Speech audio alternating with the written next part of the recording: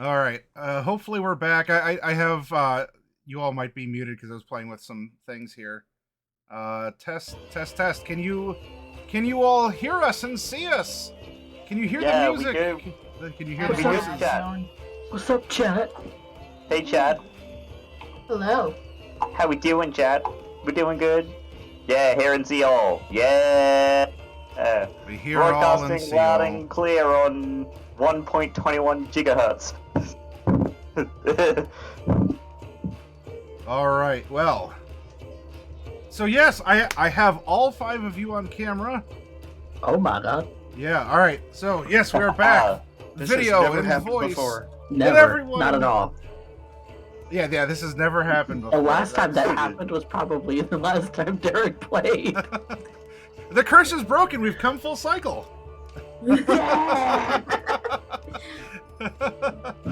It's obviously Derek. Derek is why it works. Yep. Derek has cursed us. No, Derek is Oh, the no, one that Derek blesses is the everything. necessity.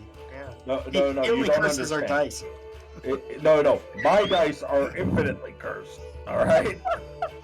And he curses our dice through osmosis.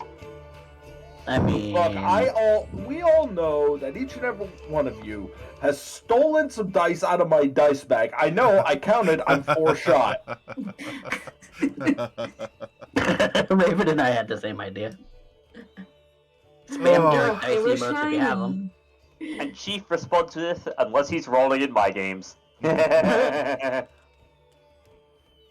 Yeah, it only cost me blood and willpower in order to end up doing that, and even then, it's not me rolling well. It's me rolling overwhelming buckets of dice in order to get through a situation. That's That's it. valid. That's valid.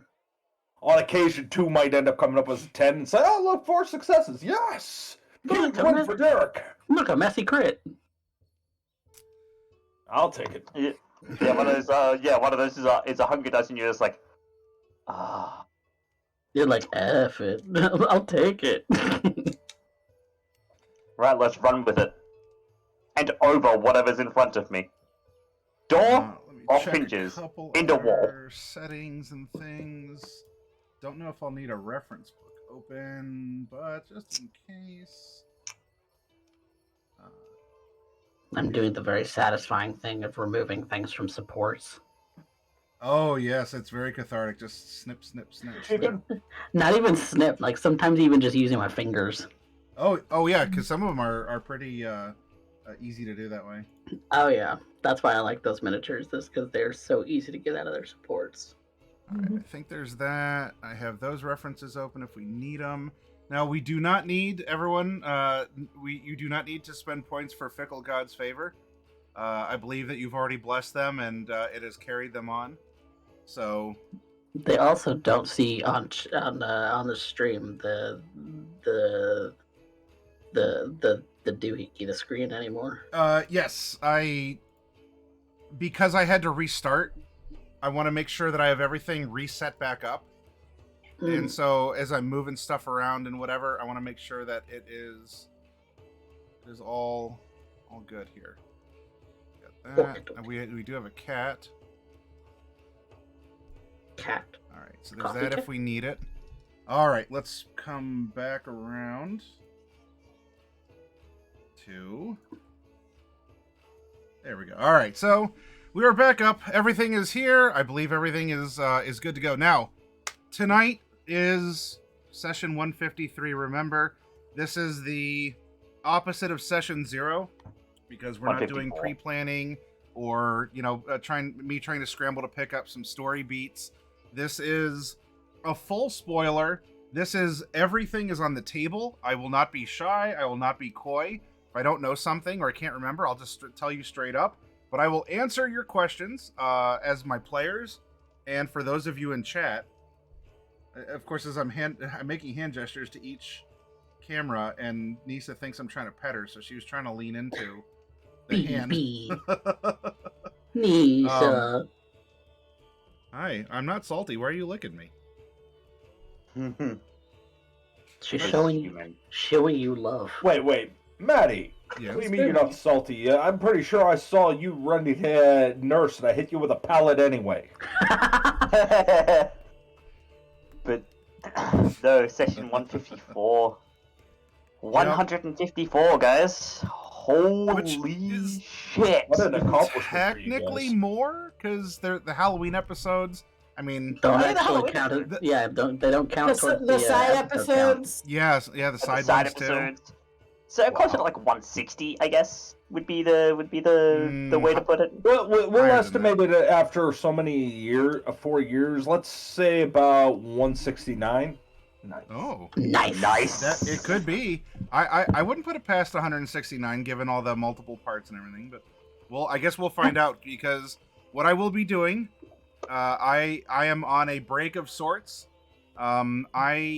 There might be 1 or 2 episodes in the Hell arc that I don't have for whatever reason, going from broadcasting to not, because that was in the midst of the coof and everything going on. So whatever, it might be episode or sessions like 84 or 85 or something like that. I may not have those. I haven't exhausted all my storage options yet, but I will be working over time. I'm not going to just dump another 80 episodes onto YouTube in the course of a week. Oh no, don't do that. You will but- kill your viewership. But yeah, I will be uploading things and going from there, so that it is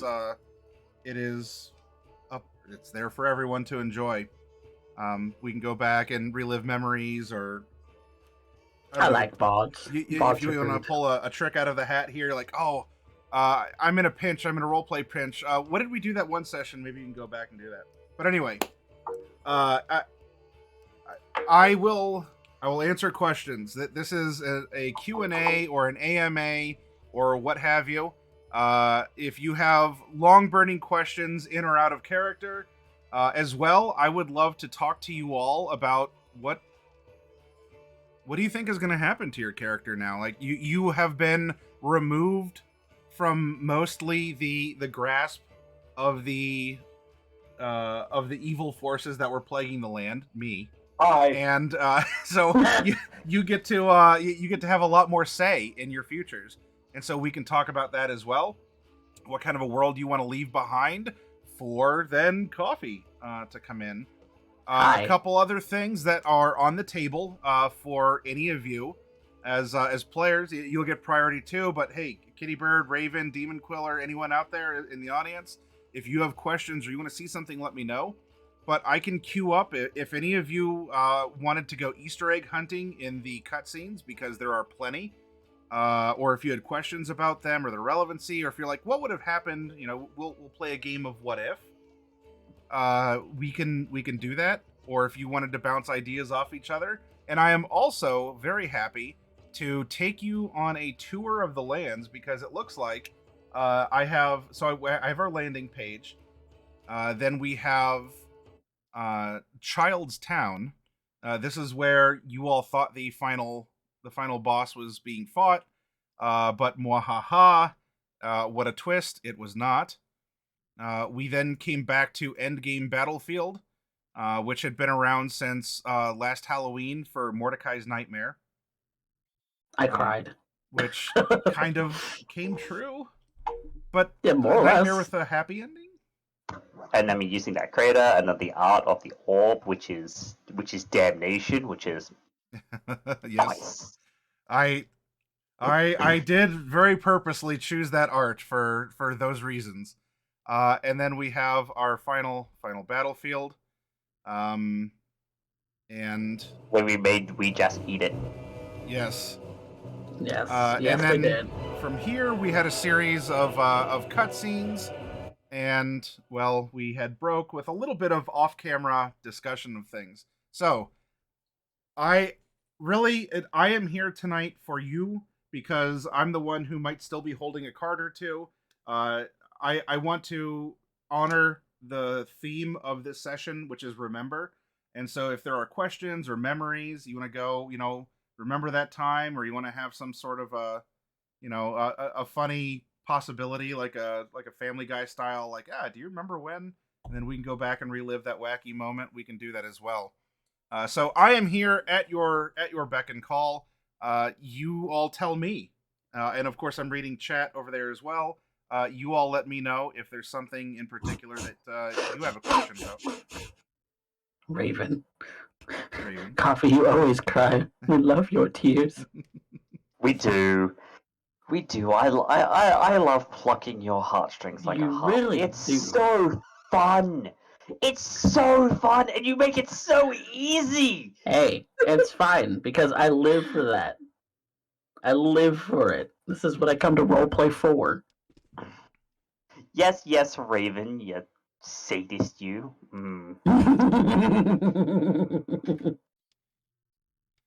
It's okay, Coffee. You can get your. If okay, Kitty Bird. If there is anything that you should take away from me being a DM is if I am emotionally invested in your character, I will also cry as a DM. I'm not shameful. I'm not. I have no shame. There is. He's a little crybaby, but we love him for it.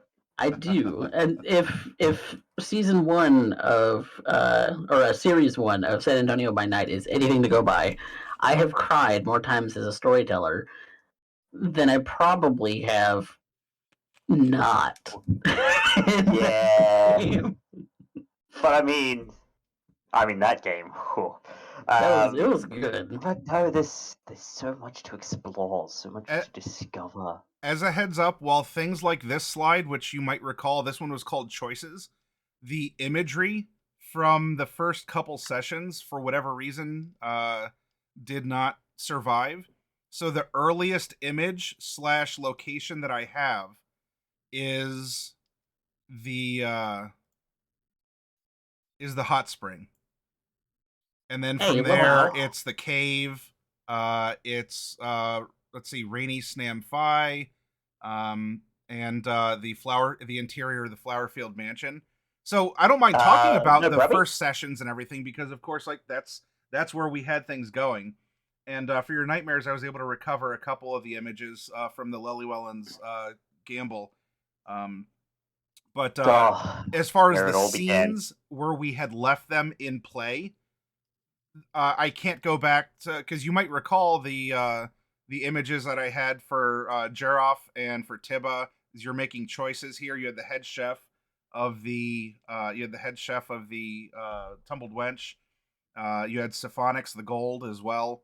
But I don't have the images, but the memory, maybe just the words, can help you recall something. So okay, that's actually my first question. Where is that scaly bastard? Where's that scaly bastard that I'm dropping us in the desert? So the two dragons that you had encountered were absorbed by Shonaroth.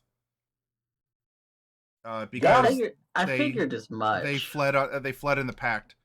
And Shonaroth came a knocking. For as good as they had intentions of trying to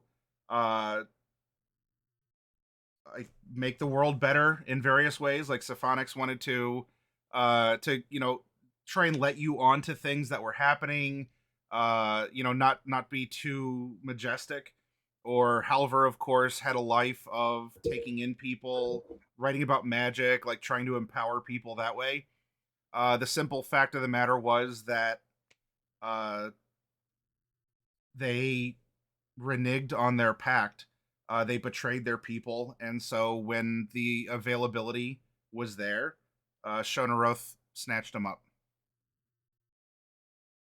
So what's the question to that? a follow-up question is, where are the other three dragons? Did Shonaroth get to them, or are they still in the world? That they would have been gotten to because the pact was fulfilled. Okay. But that was stuff like you never encountered them, but Shonaroth had agents in other places as well. So there was a lot of things that were hinted at happening off screen. That there was this menace, a growing menace, that there was infiltration, weird stuff happening around you that I never fully addressed, but I needed it to be just like a blur in your periphery to help try and keep you looking forward. But you knew, all right, so somewhere out there must be more dragons, right? Yes. Maybe you'll find them, or maybe you won't, but... And it was all the tentacle man. It was all his fault. This was him. He did it. I'm sorry, Fluffy. You had a question as well. Yeah, I was going to. I mean, so Sophonex just got slurped up, right? But Mr. Halver, we had to kill him. So how does that interact? Because I had actually, this is something that I wanted to ask anyway. It felt to me like the situation with Mr. Halver, where we ended up having to kill him, was not necessarily the only possible outcome of that scenario. It seemed as though he was not necessarily doomed there, and I just kind of wanted to know like how that coulda, woulda, shoulda gone, as well as how us having to kill him interacts with everything else you've said. I have that labeled as Halver's Hut, I believe. Which, this is where that was. Of course, now, Dark Wolf, you didn't know it, but when you took the course you did with Loki, and coming back here and all this, like, you absolutely leaned into exactly what, like, I was afraid. I'm like, no, Coffee didn't spill the beans or anything. Like, there's no way. I trust Coffee. But everything you did by coming back here and revisiting this, it was great. So, did things have to get to this point? No, not necessarily. But I, as the DM, took advantage of the fact that it did get to this point, and I said, well, if it's gonna happen, it would either happen in this regard, and we can use it for the story, and it can be poignant. It could have a deep impact on things, or otherwise, he would have gotten at some other point in time. Although this is also a prime example of us going back to the old maps, because we have. I mean, look at everyone that we have here. We have a skeleton on Noralai for some reason. We have Halberd in the sands God, imagine how that happened. We have Herbert. We have the old Celine art right here. Well, you got the a old little bit Casimir you got art, some white stuff like on your face. the first iteration of Casimir. Yeah, back when Yes. Casimir was like human. Well, elf. Elf, but yes. You know what's still funny? I still have access to Casimir's sheet. I long for Aslandian ass. Of course, there's the mushrooms that were back here, the fire that's happening. There's the old Mordecai token as well, by a tree. And Bright is down here in the middle of a forest fire. Because here's before and after for Casimir.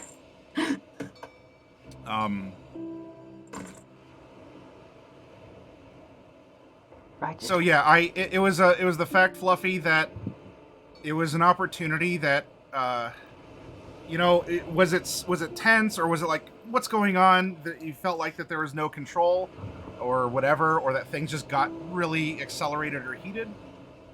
I, as the DM, made the choice to lean into it, and that's what happened. Because I knew from early on, it's proper that we started that choices page. When you didn't play along, you didn't play nicely, you didn't choose the young boy or the old man, you said both. And I said, oh, here we go. It's going to be this. Hey, so you give players a choice in the matter, they will defy everything that you want. Hey, Maddie? Yeah. Maddie? No plan survives first contact with the players. This is true. No plan. None. This is true, and you all stepped up. Because look, in the grand meta, when we first started, which, if you recall, the first or in my part of the final credits, the first post in our chat log is from July 2nd. So, I mean, we could really say, I mean, for you, because you live in the future, Lethality, it's already July 2nd, and it will be here in about an hour and 20 minutes. But we could say, in a sense, like, yeah, August is like the play start, but that's about when I really started. The August start. Started. Right? We made it to four full years here, but yeah, we did. From the very beginning, of which I, Fluffy, and Derek were 3 of the original 5. Yep. The other 2 were Raphael, played by Rogue Infinity, and Tazray, played by Velocity Arrow. And wherever those guys are, I hope they're doing well, and Rogue you Infinity. left a lasting legacy. Rogue Infinity, I cannot contact. I was able to send a message to Velocity, but I received no reply back. So, Yeah. it is what it is. But all right, so in my part as a DM, and I think I was talking about this to you all in the after play. But for all of you in the audience, I had just started broadcasting. We made this setting, and I put out a casting call, and I mean, besides Darkwolf, who I knew for a little bit by then, just from the store community, I had 5 people that I had no roleplay experience with, and I kind of guessed and could tell different areas that you are at in your own roleplay experience. But unlike my local friend group that I play with, there was no real shared pool of memes or references or years of play in history, or I could, say a thing or do a thing and we all got it. So it was... We built that.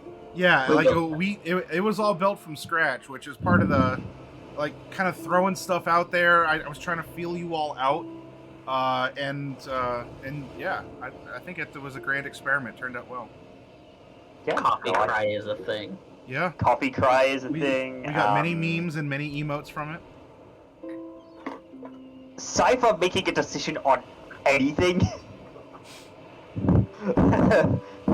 I mean, prime example of that, Hoyer.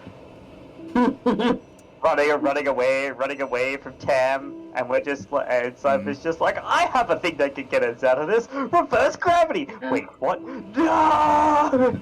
As we're driving upside down on the back of this giant mud-skipping, hellish mud-skipping catfish. I wonder whose reply in the final credits was the memory of the chase through Oyham. It was good!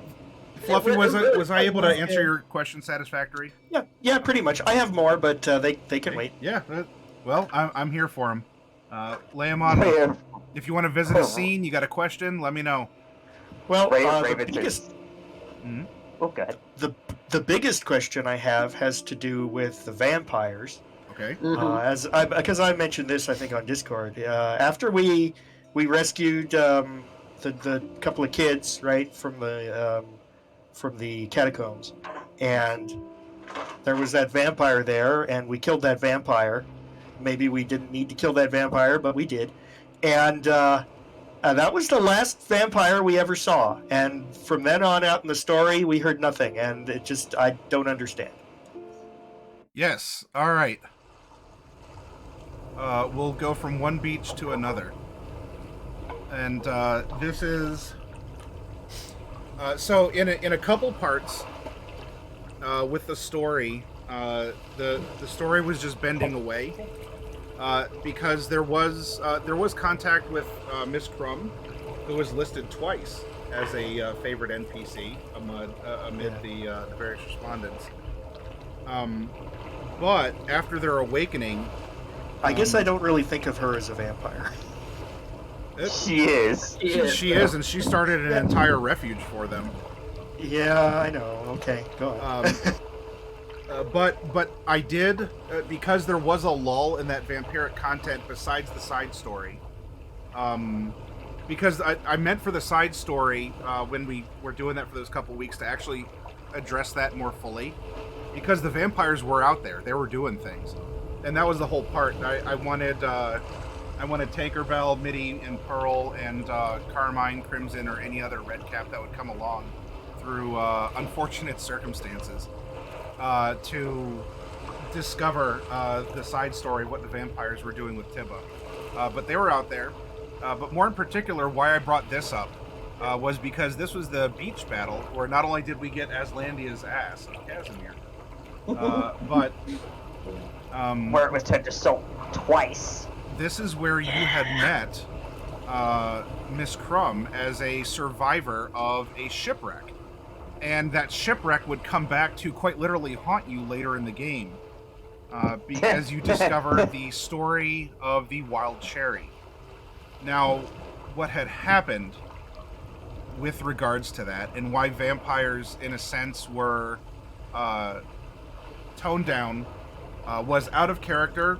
Just the choices you all made, you didn't want to continue pursuing Tiba, and through your conversations, it just didn't seem like it was the more compelling choice for you to explore, and I wanted to honor that. I didn't want to force it in there. So I sort of relegated vampiric stuff to the periphery. Like, they are out there, they're doing things, maybe you'd run into one, because you did so. You ran into the one from the Wild Cherry Hotel, that for the kids that you talked about trying to save there, Fluffy. So, like, it was touched on, like, hey, remember this, remember this. So what had happened when the vampires were reawakening and they're coming back in the wake of Shadowheart, coming back to sort of reclaim, to repopulate the area, because as far as they're concerned, this is their land. They fled from here to go north, and they were coming back. But they left these ancestors behind to help with the infiltration and the accommodation of Shadowheart, because the vampires could more easily do that with a society. They could get into the upper echelons. They could infiltrate the decision makers.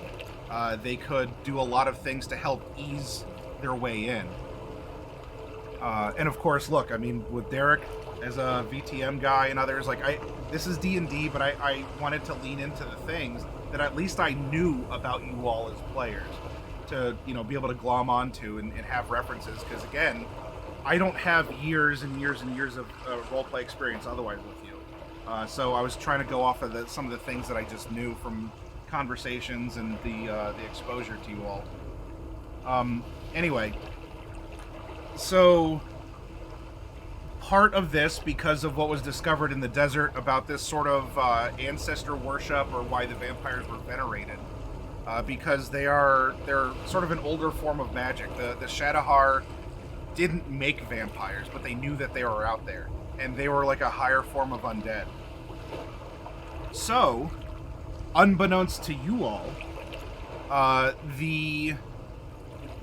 there was a merchant ship that had arrived into the area and was going around collecting vampires, because they're unliving artifacts. They're things that could either have stations of power back in Shadowheart, or just otherwise maybe fall into the service of this. For any of you who are Warhammer 40k fans, we'll call him a rogue trader. So you had sort of a rogue trader that was going through the lands and trying to discover and collect vampires. And wouldn't you know, he stumbled across the third prince, the third lost prince, who in Vampire the Masquerade terms would be sort of like an antediluvian. Because over the course of the story, you got to meet the three princes, and each of them were a form of undead that was more powerful than the next. Yep, we had Skeleton Chef and all at one's gamble. We had Regal, Yep. who was like Celine. And then we had... Which, for the skeleton, I would like to say a thank you to Darkwolf for illustrating Bright's interaction with the skeleton cook.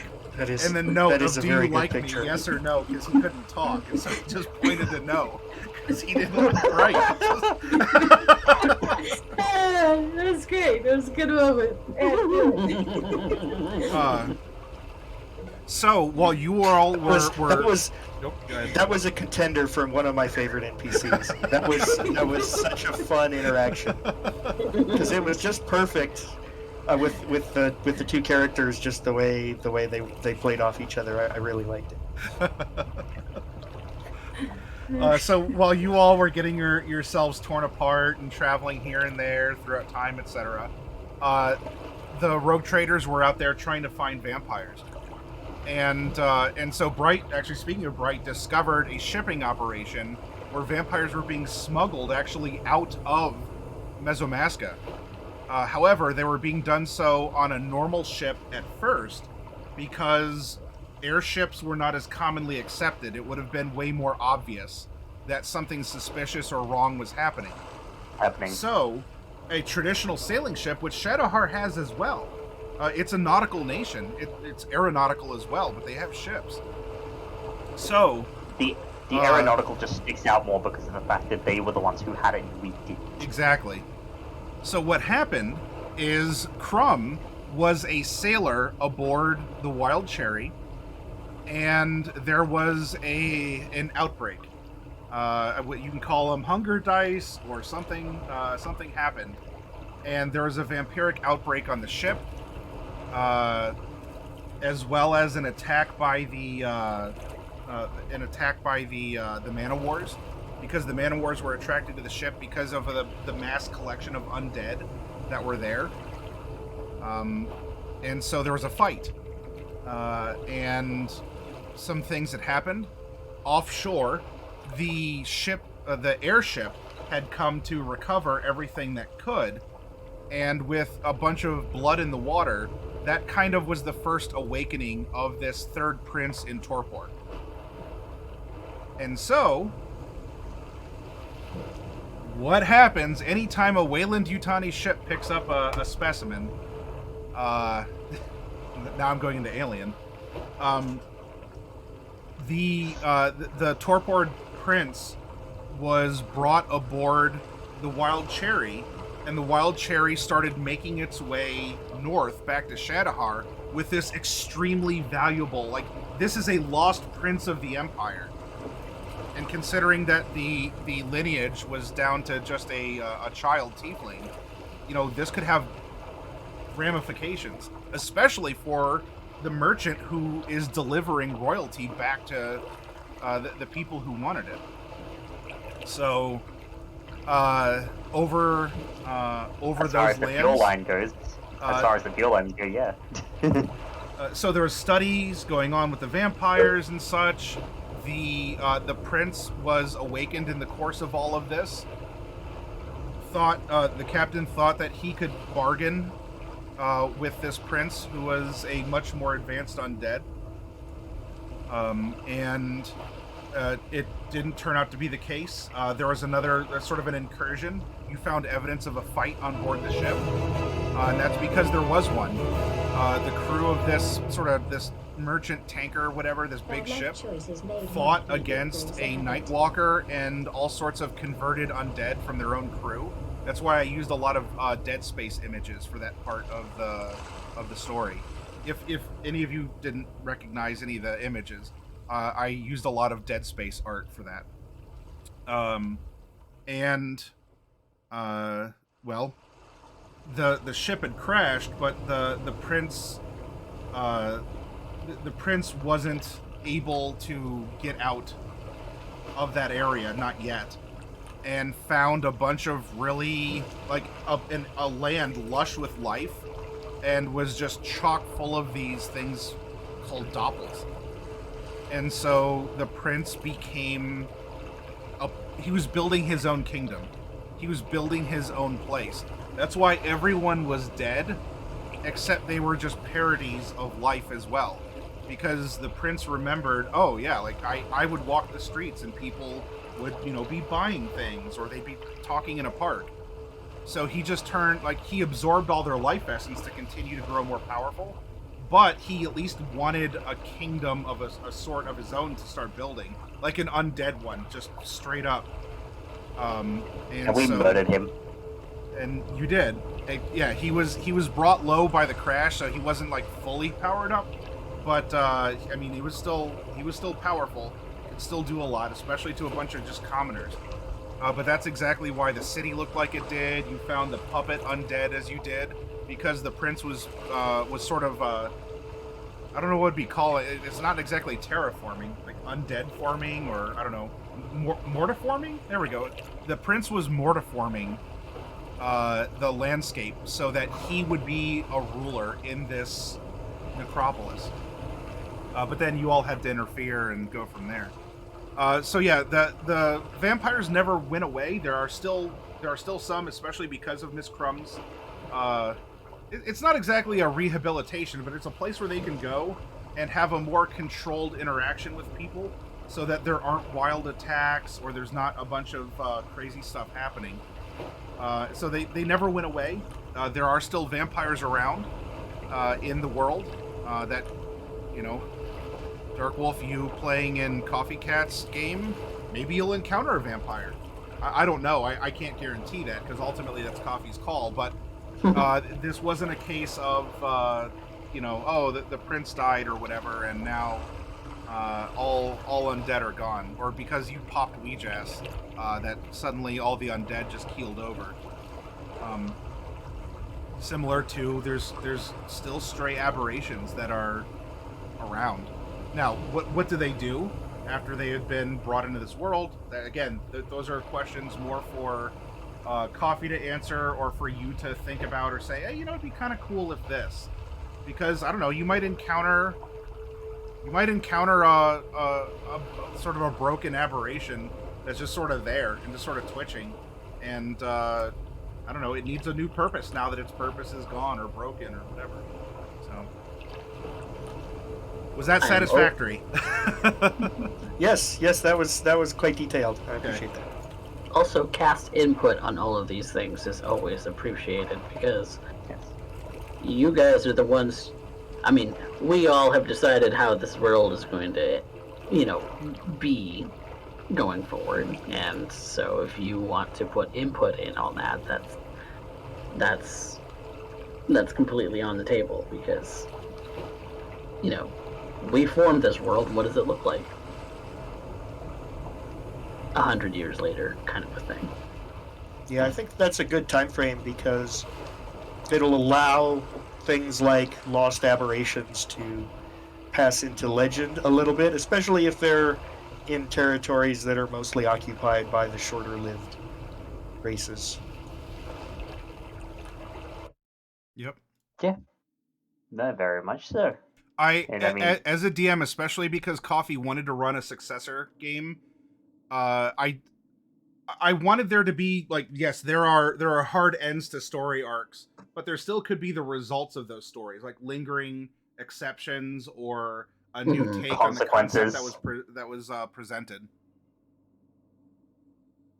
Consequences, yeah. Consequences is a big thing.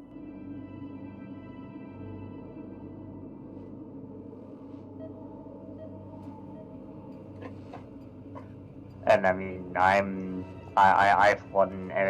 excited about how things might end up.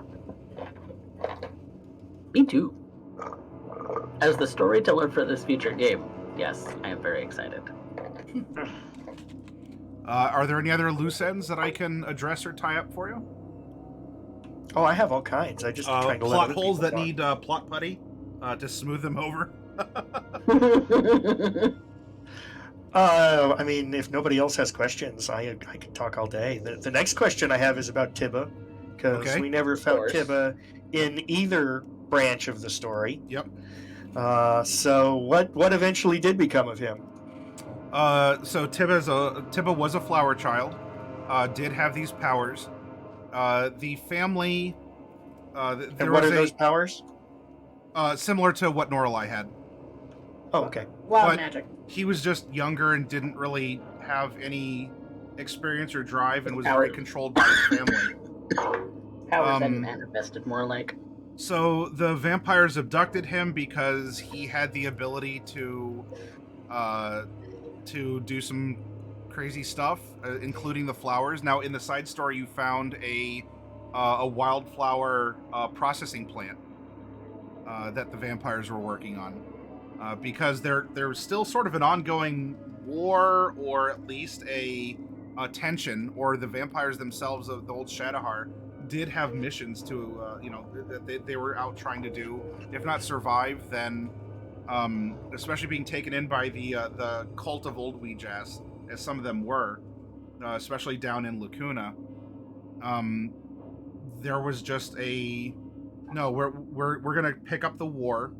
because that was kind of the point of the cult, was like, we're the old magic, we are the old unfettered, unadulterated necromancy, and they wanted to pick up the old war and go from there.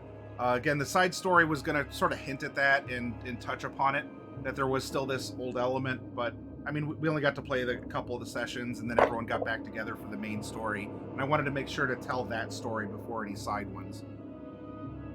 Yeah. But yes, Tibba.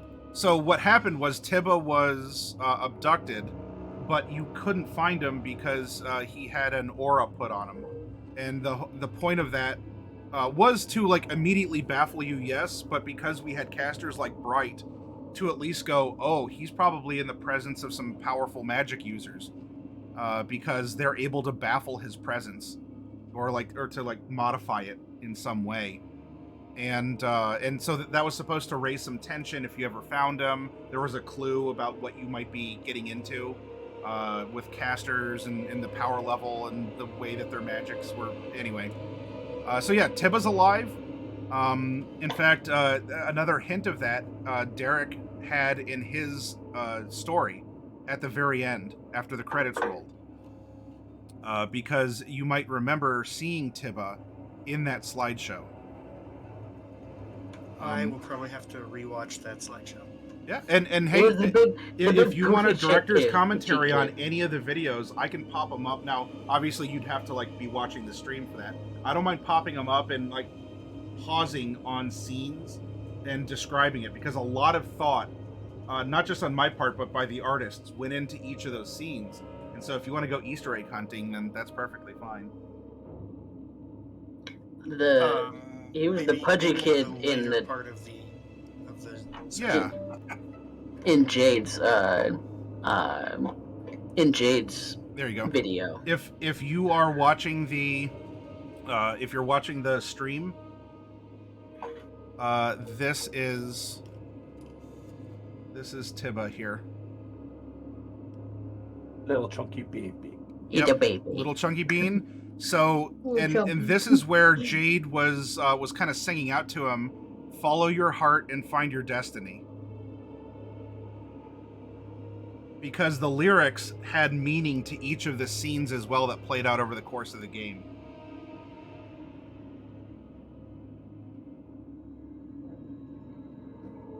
So yeah, Tibba inherited the Flowerfield estate. There was a very tense combat regarding his uncle, who was a warlock of Shonaruth and was trying to take over the family to baffle the development of the wildflowers. Something that you all never found. I think we all figured that what's his face, Ripple, was trying to take over the estate. I think we suspected. Yeah, that Yes. was explicit. This is something that, if you remember that first segment from the Flowerfield Mansion, when you all were kind of like snooping around and doing whatever, there was a couple perception checks. Like this is as people were coming and going and you're looking around. There was a couple failed perception checks because this would have been a completely optional thing to discover. You would have discovered Ripple's basement laboratory, where you would have found all kinds of stuff regarding clues as to what he is, his intentions, and things like that. But you know, dice rolls are dice rolls, and in the scheme of the story, you know, this would have been like like a big clue. But was it necessary for things? Not necessarily themselves. So I just kept it as optional, and I don't know if you ever went back and snooped around, maybe you'd find it. But this basement lab scene has been prepared since that day one in the Flowerfield Mansion as something that you might be able to find, but maybe you also wouldn't have found it. Yes, the cool find in the basement of the building that the players don't find is a time-honored tradition of being a DM, I'm sure. Yeah, it really is. What are you talking about? I've never had a campaign go on long enough to have a hidden basement prepared for something somewhere. Aw. Now I'm sad. Maybe this one will. Maybe not. Well, I'm hoping, because that's the intention. But but games before that, prior to this, have only ever lasted 6 weeks tops, because everybody just peters out, which Yeah. I'm hoping doesn't happen. Yeah, the fact we were able to play for as long as we did, especially as a bunch of randos on the internet,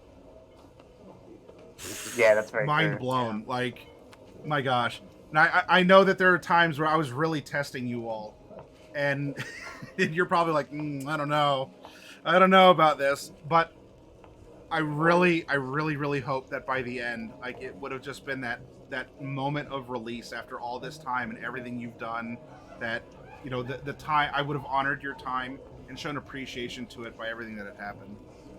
Bro, like, the fact that you made cutscenes Yeah, I'll be right Kinda. back. I think Kind of those indicates cutscenes that. are pretty special. I mean, I think I've really never played in a. I mean, I guess it's not that much more work than making miniatures, and lots of DMs make miniatures. But I don't know. It just it's pretty special, honestly. It's I pretty really unique do to this appreciate game. Cutscenes. I I mean, have certainly never made a cutscene, and I probably never will make a cutscene. So it was something that these were kind of like the hidden basement things as well.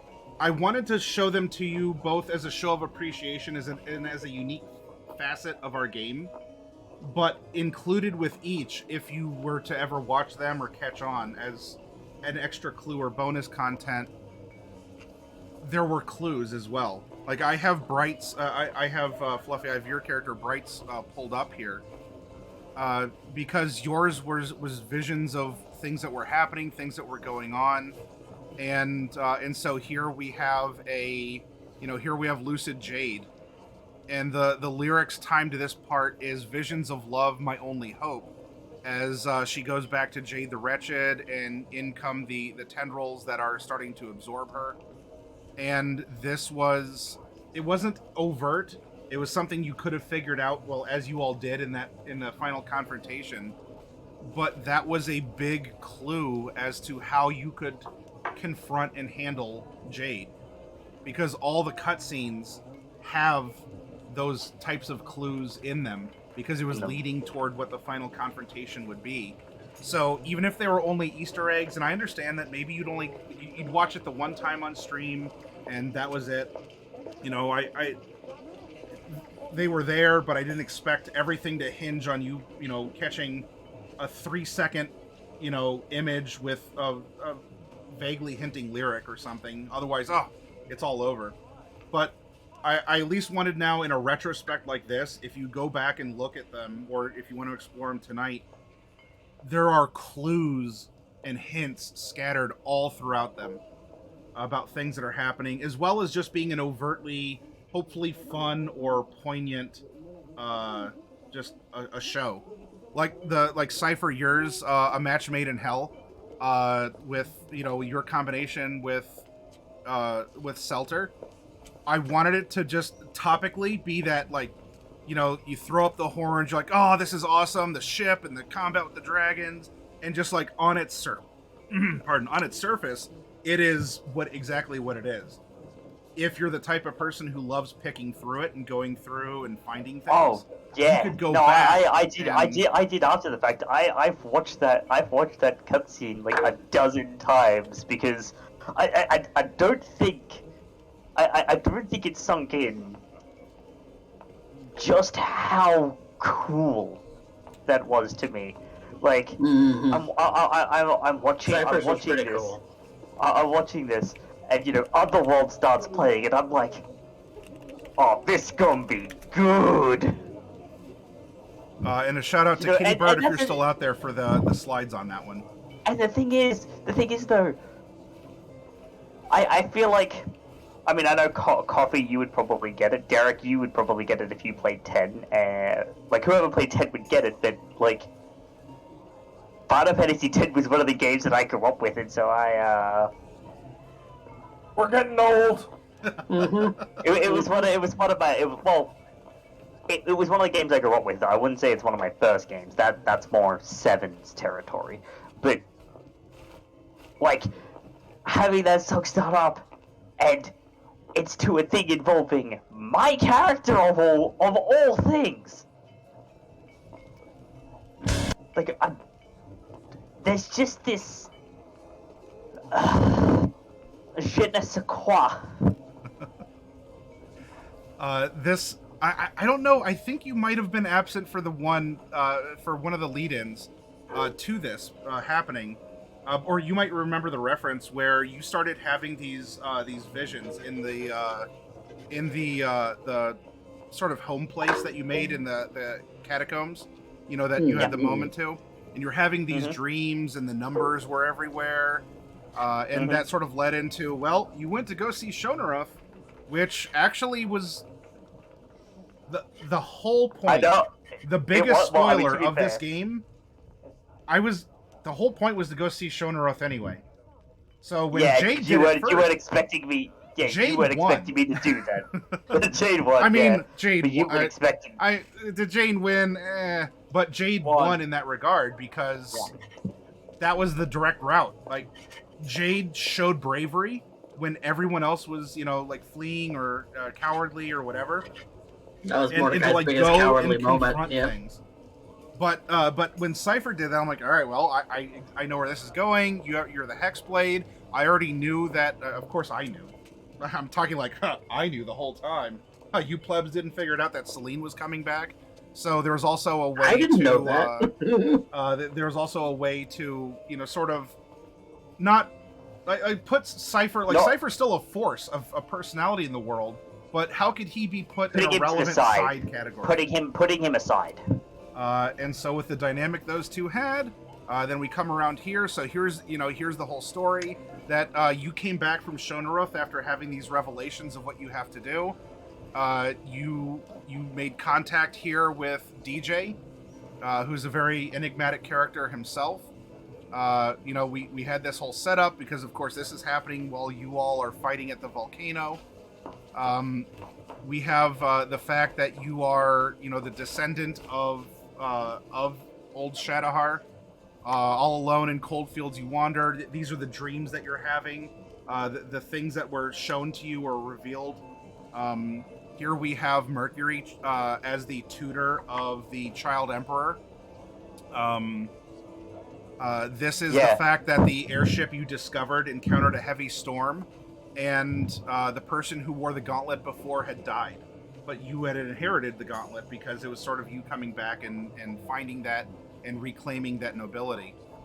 So here you go. You're also confronting a force to be reckoned with because, damn it, Selter was just absolutely nothing but a staunch manifestation of will. And so you actually had the gumption, you had the huevos to go here and to just say, no, this is going to happen and we're going to be more powerful for it. Now, because you could negotiate with her, you sort of knew what drove Selter. So she pulled you down in here, take us in. She says, make me, and I made her. you two negotiated. We'll put it kindly. Any sort of hints or references at why there's a red silk sheet that's tearing, we'll leave that be for the imagination. But no, I like when it comes to that, like that type of thing. I knew you weren't expecting it. You weren't expecting me to be like, oh yeah, no, we've got a thing, and then Cypher putting his hand to the ground, me spending a birthday crit, rolling an intimidation check and going, I see you. Yes. Shonaruff being like, so Damn. dude. And for consistency? Of, Maddie asking me to end a pro just I'm gonna use my birthday crit. Right. Never got to use my last birthday crit because my birthday's in 10 days. Oh no, we just missed it. No, you can use it in your game Yeah. as the DM. DM birthday crit. There you go. Y'all heard it here first. Of course, this was a clue as to your Sky Shatter Leviathan fight as well, where you had the whole time from a distance. Jade, Jade Naroth, whatever, was atop the Leviathan. Dreams, and then on Rip Ascender, the core is exposed and is opened up here. And again, little things that you would have had no idea to look for, but in conversations like this, if you go back into those cutscenes and you're like, yes, it literally was there in front of me the whole time. So, because I'm an absolute shitter and I was playing the long game, so. Yes. Boo-boo. Very, very much a bit of a shitter. I'm just hoping that I could do the world that we've built together justice, because I always have doubts as DM. Agree to justice. Keep it. My suggestion is just like in this game, like you fleshed out a lot of the world. I have. Keep 90% of that in the periphery, and just keep the one adventuring region in place. And now this isn't necessarily a hint to you, Dark Wolf, as a player in that, or I'm not going to tell you what to do, Coffee. But for fun things like when the party was torn, to Aslandia, because you were rerouted there for some reason, trademark. Although that ended up with a split party, etc. And then especially when that happened and you ended up in Shadowheart itself, a fun little quick trip out of the comfort zone can be shocking and memorable. You can do some world building, but then eventually you all found yourselves back, and then you brought home some relevant information and could act on it or employ it in some way, let alone the fact that you all were very powerful to begin with, which as a nod to you all, the fact that you all got as powerful as you did when most people are just 0 level commoners, or they might have a couple levels of something, was the fact that you had been through so much that and I wanted to give you various reasons for how you could exceed the normal mortal bounds, especially for a game that it wasn't overtly stated until you piece the parts together that there's sort of a cultural amnesia, just a lack of ambition, etc. Well, if you all if you like the whole vampire thing, now obviously Mordecai became a longer term vampire. That's how you did it. You died, you were changed fundamentally, and you could exceed those limits. Whether as a full vampire, as a carrier, the fact that you were deconstructed and reconstructed after the Oiho arc, the fact that you had been exposed to these massive sources of influence or energy, were all different ways to. That was a challenge as well. Is like how do you ration that you are now a god amongst the people walking around you, and yet you're presumably still the same Bright, the same Noralai, the same the same Celine that you were at level 1, but now you're level 20, and how do you fathom that? How do you go, oh yeah, I sort of woke up and I have more powers, or so there's a lot of little subtle things that I wanted to make sure were in there to let you have those points, or to show or to be milestones of progression, not just okay, well you did the thing in the story, and as a milestone mechanically, that's what you got. Yeah. I guess on that note, how does the world how does the characters want to be remembered in the world? Because I have liberty to do things. I've kind of already said this in the chat, but Norlai, she just wants to run the orphanage and just wants that to be her legacy. By the time of your game, she probably would have passed on, and by that time would probably have grandchildren. Mm-hmm. Luciadius, on the other hand, would start studying magic and probably become a magical book author like Mr. Halver was. Mm-hmm.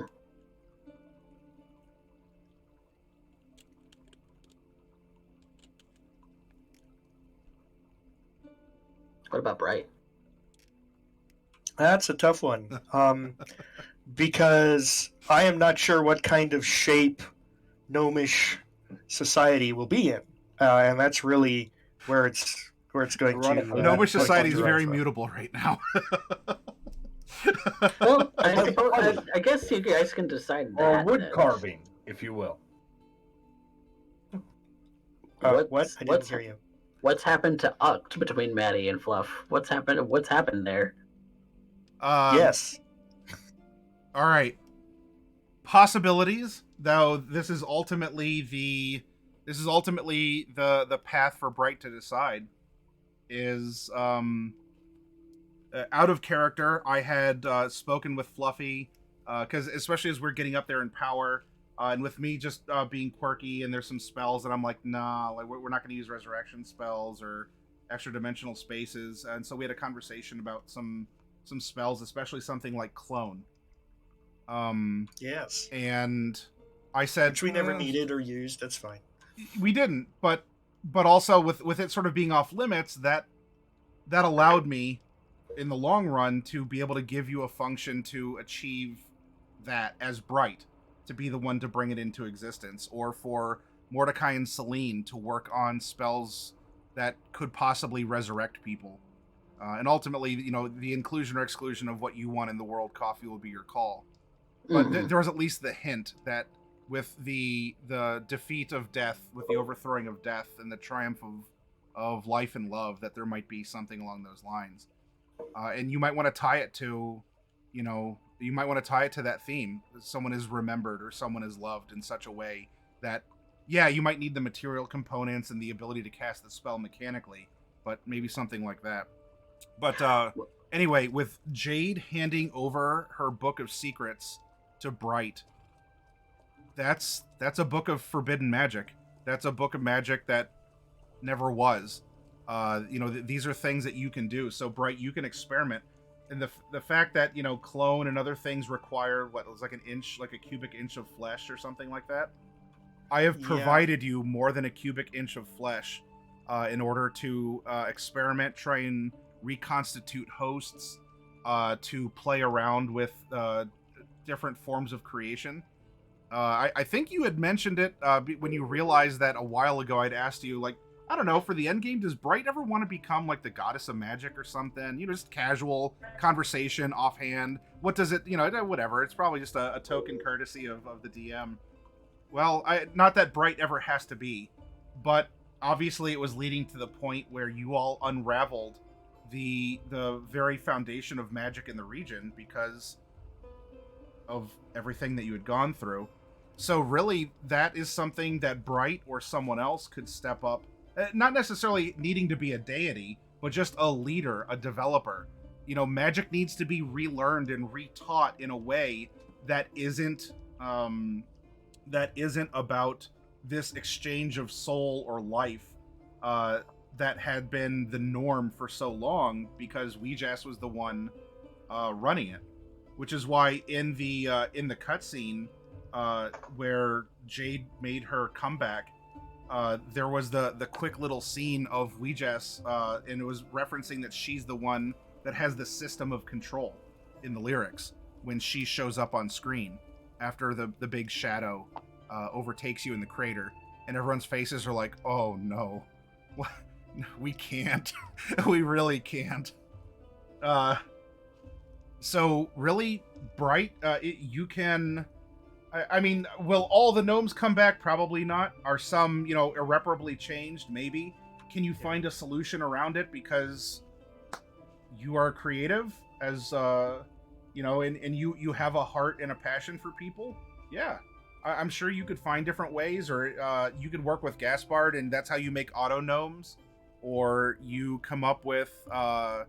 I don't know, other like plasmoids, or you could use that to build into world building for the introduction of racial concepts, even if it's like a handful.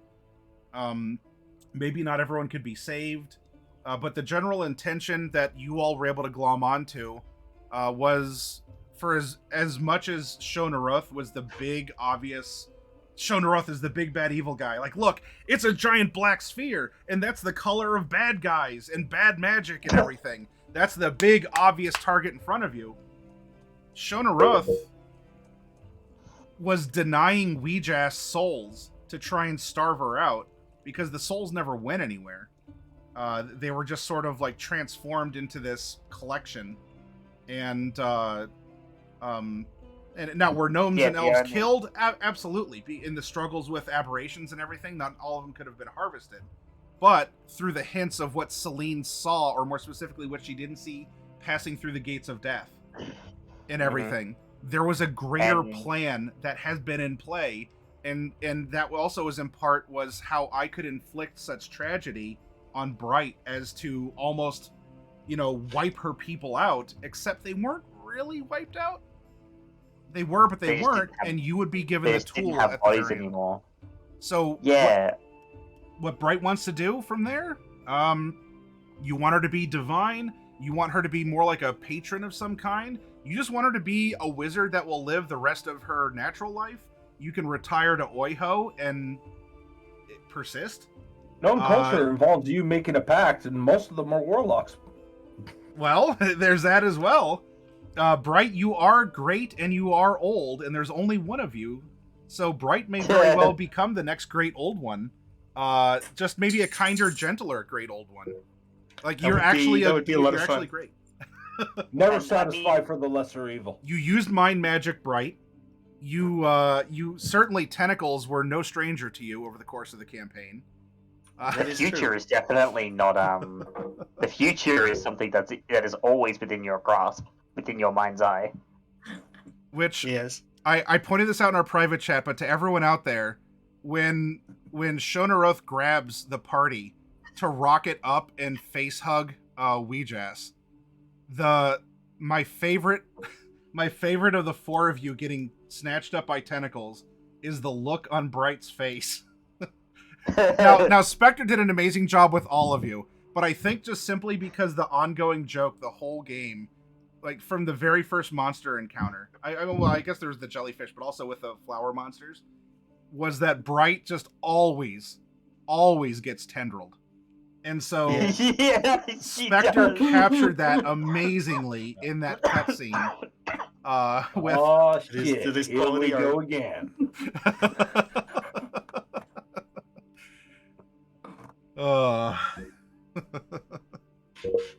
right, so here's kind of I want to preserve gnome culture, perhaps not exactly as it was, but close to how it was. I like if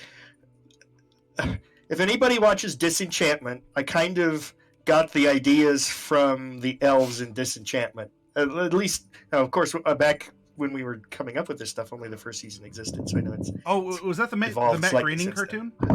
Yes, yeah, it's on Netflix. It's not really that good. I really liked the first season. I didn't like the second one.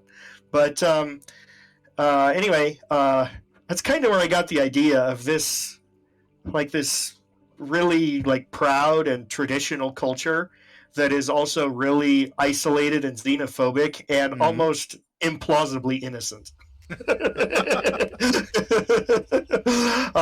So that's kind of the mixture that I wanted to keep, and I would kind of like to preserve that. Okay. And I think it's compatible with the way gnomes are written in the PHB, where they say, only if you're not invited, you're never even going to be able to find a gnomish town to even explore it, because they're so good at hiding themselves. So I wanted to kind of preserve that. But I also know that Bright is going to have to, and I also established through dialogue early in the game that gnomes don't really have a political structure. They're what we would call tribal, but there's no wars and alliances between tribes like we have in human society. It's just like, well, here's your village, and there's 100 or 200 people that live there, and you just kind of keep to yourselves. And if somebody wants to move from one village to another, that's okay. But there's no conflicts over land because gnomes have kind of a slow-growing population. Yeah. They don't change that quickly. So there's not really any impetus for them to fight with each other or even to trade that much because they tend to be simple people who are self-sufficient. So it's pretty pretty low key and not a lot of history happening to gnomes as a rule. Now these are just forest gnomes. You can do different stuff with rock Yeah. gnomes. So I'd like to preserve all of this essential character of gnome society, but how is Bright going to balance that with the fact that she's going to have to put literally the foundations of magic back together again? So knowing that there is also a sizable human population, and of course humans don't have any of these limitations. They're just humans. So what she would probably want to do is reestablish the university at Uct as kind of magic central, and in much the same way that we built a secret lair underneath the orphanarium, she would probably want to kind of go Denver International Airport on the university in Uct. And have the sub basement where the seat of magic, so to speak, is kept, and that would be something. And then the humans would take over the administration of the university and most of the teaching and all that. And there'd probably be some gnomes around, but it would all be something that would be more or less part of human society. And then she could kind of do the things she needs to do in secret, and that would give her the ability, and she could potentially become a complete legend. Maybe it would be like, oh well, she wasn't ever real, or she was real, but then she died in the final battle, and so nobody's even completely sure that she exists. And I think that works great if she's going to be a warlock patron. Yeah, I mean, think that's an excellent legacy. If Raven wants to be a warlock patron, or wants to be a warlock and wants to have Bright as their patron, I am 100% up for that. And as I have told Coffee, I am happy to guest star from time to time. There are always two. So that's kind of the vision that I have. See, that's I think that'd be the interesting thing, though, right? It's just like they're speaking of Bright as just like, yeah, we don't even know if she was real, and like there were a few people that know, but one apparently disappeared off the face of the earth. 2 of them 3 of them died, and the last one's currently God knows where, and he's impossible to contact. And even if you did contact him, he probably wouldn't tell you. Yes, and I also felt like that would, because you had said that maybe Cypher wanted to have some role in the reconstruction of magic. And remember, you said what you wanted that for, and then I forgot. But I would have absolutely no problem with Cypher being possibly, the link between the secrets that the gnomes keep and the human administrators of the university. That seems like a good role for Cypher as well. If you want to do that. If you don't, that's fine too. Yeah, because the idea that I had was that basically in the rebuilding of magic, Cypher would reintroduce the old Shadowheart magic back into the fold as as a fundamental school of magic. Gotcha. Not easily accessible, obviously, because it is dangerous, but as a fundamental school of magic. And not only that, but to basically become the world's chronicler.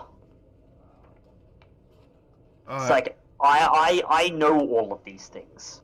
I am the one who with the repentless and yeah, it's coming back to me now. I remember you telling me all this. So two questions, and actually since we have Derek here, number one, is it still called the Repentless? Because all it was ever called after it rehatched was the ship. Yeah. And two, for both Cypher and for Bright, and Bright, you were actually here.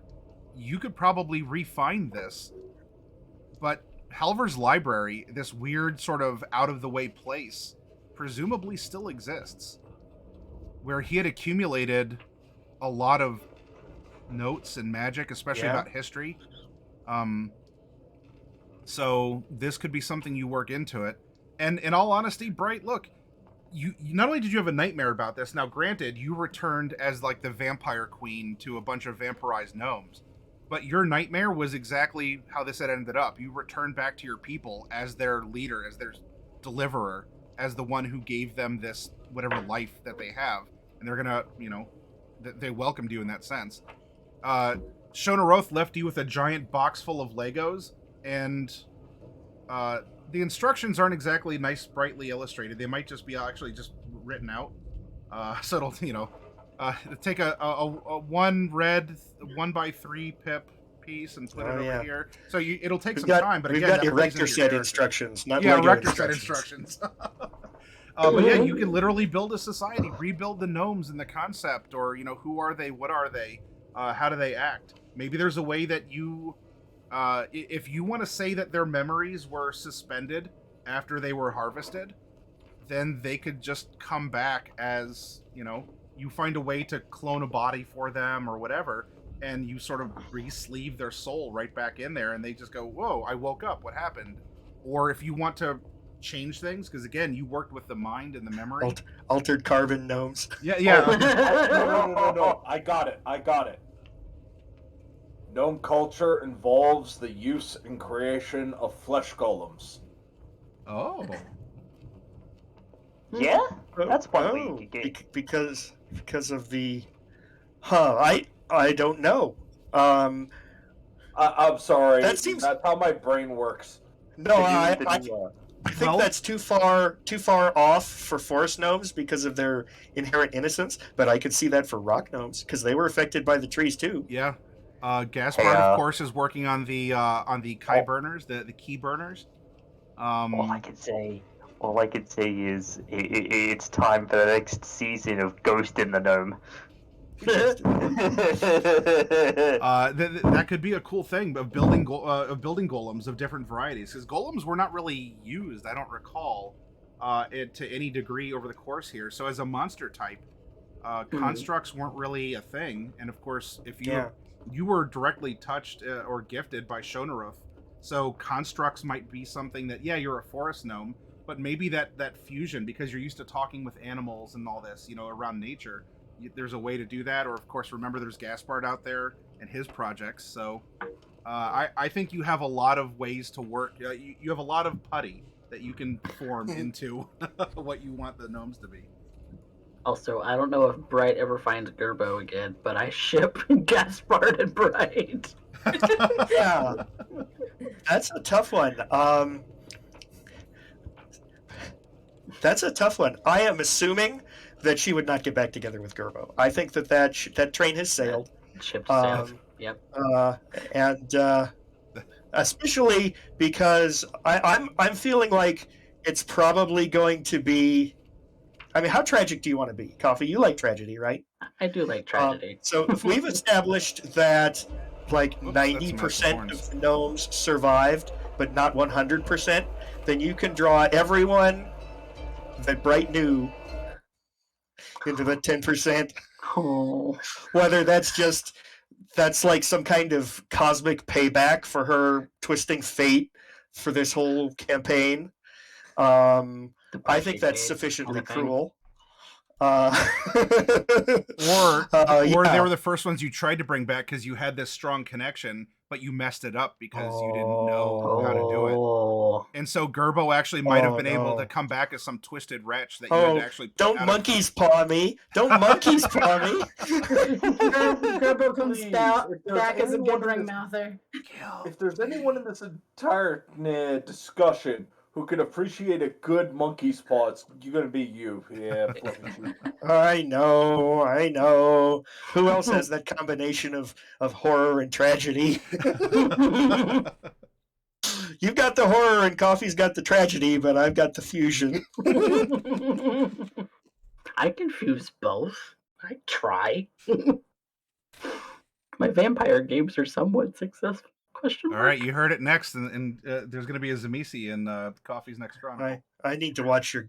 Now that we're not playing as much, then with both of our games shut down, maybe I could watch yours some. Yeah. It's all on YouTube. Like all of my past stuff is on YouTube, and this one's wrapping up pretty soon. But the new one, the new game is probably going to start in either August or later for Vampire Chronicle. So. All right. So yes, suffice to say, Bright failed to bring back anyone that she cared about from Gnomish society, and she's going to have to wear that. Possibly that's part of why she became more reclusive. No, she's not a complete shut-in. You know, I Yeah. don't see her living in the basement alone, slowly going insane. That's too much No, for her. you got to go and She would still pull have tricks on have people. contacts with no. Yeah, and she's got to have somebody to play pranks on. Maybe people will think the university's haunted, but it's actually just Bright's pranks. Also, Fluffy, insane. That's Insane very her. important. Bright is not what we would call a sane individual. I mean, she's not that far off. She's just been through some stuff. To I've bring sort up of left. I've sort aspects of of left Bright. Oh, go ahead, Coffee. I'm sorry. Go ahead. Oh, I was gonna say I just kind of left in the map that I've created. I've left the geography of Uct kind of unfilled, Okay. and so if it basically looks the same, I'll just readjust my map. I have no opinion on the geography other than the broad principles of the gnomes being more or less hidden and the humans being the administrators. And obviously the university would need to be very prominent. I don't know if it would be right on the coast, but it would be probably near so that people can visit from other countries because it's kind of a trade center. So that could be like the only like cosmopolitan, I guess I would say, area like in Uct. prominent city, the biggest prominent Not city. necessarily prominent. I mean, there could be human cities, you know, in the hinterlands that are urbanized, but they wouldn't be necessarily as cosmopolitan. They would have a very isolated type culture, and I think that's a great opportunity for you to fill stuff in. If people even go to Uct, who knows? You know, you never know. Something that I did not do in that last combat. It's a regret, but it's an understandable one because there was a lot going on. But when Weejas was finally put down, I meant to have her as she's laying on the floor. She's been like diminished. She's been shrunk down and everything from this.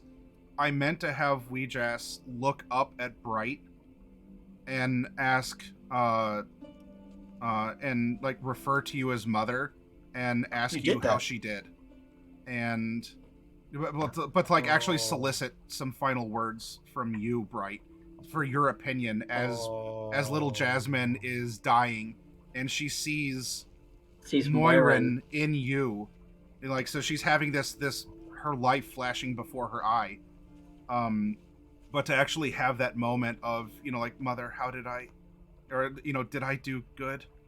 And Final Fantasy Advent children style. So it didn't happen because I was so caught up and everything was just an emotional whirlwind anyway.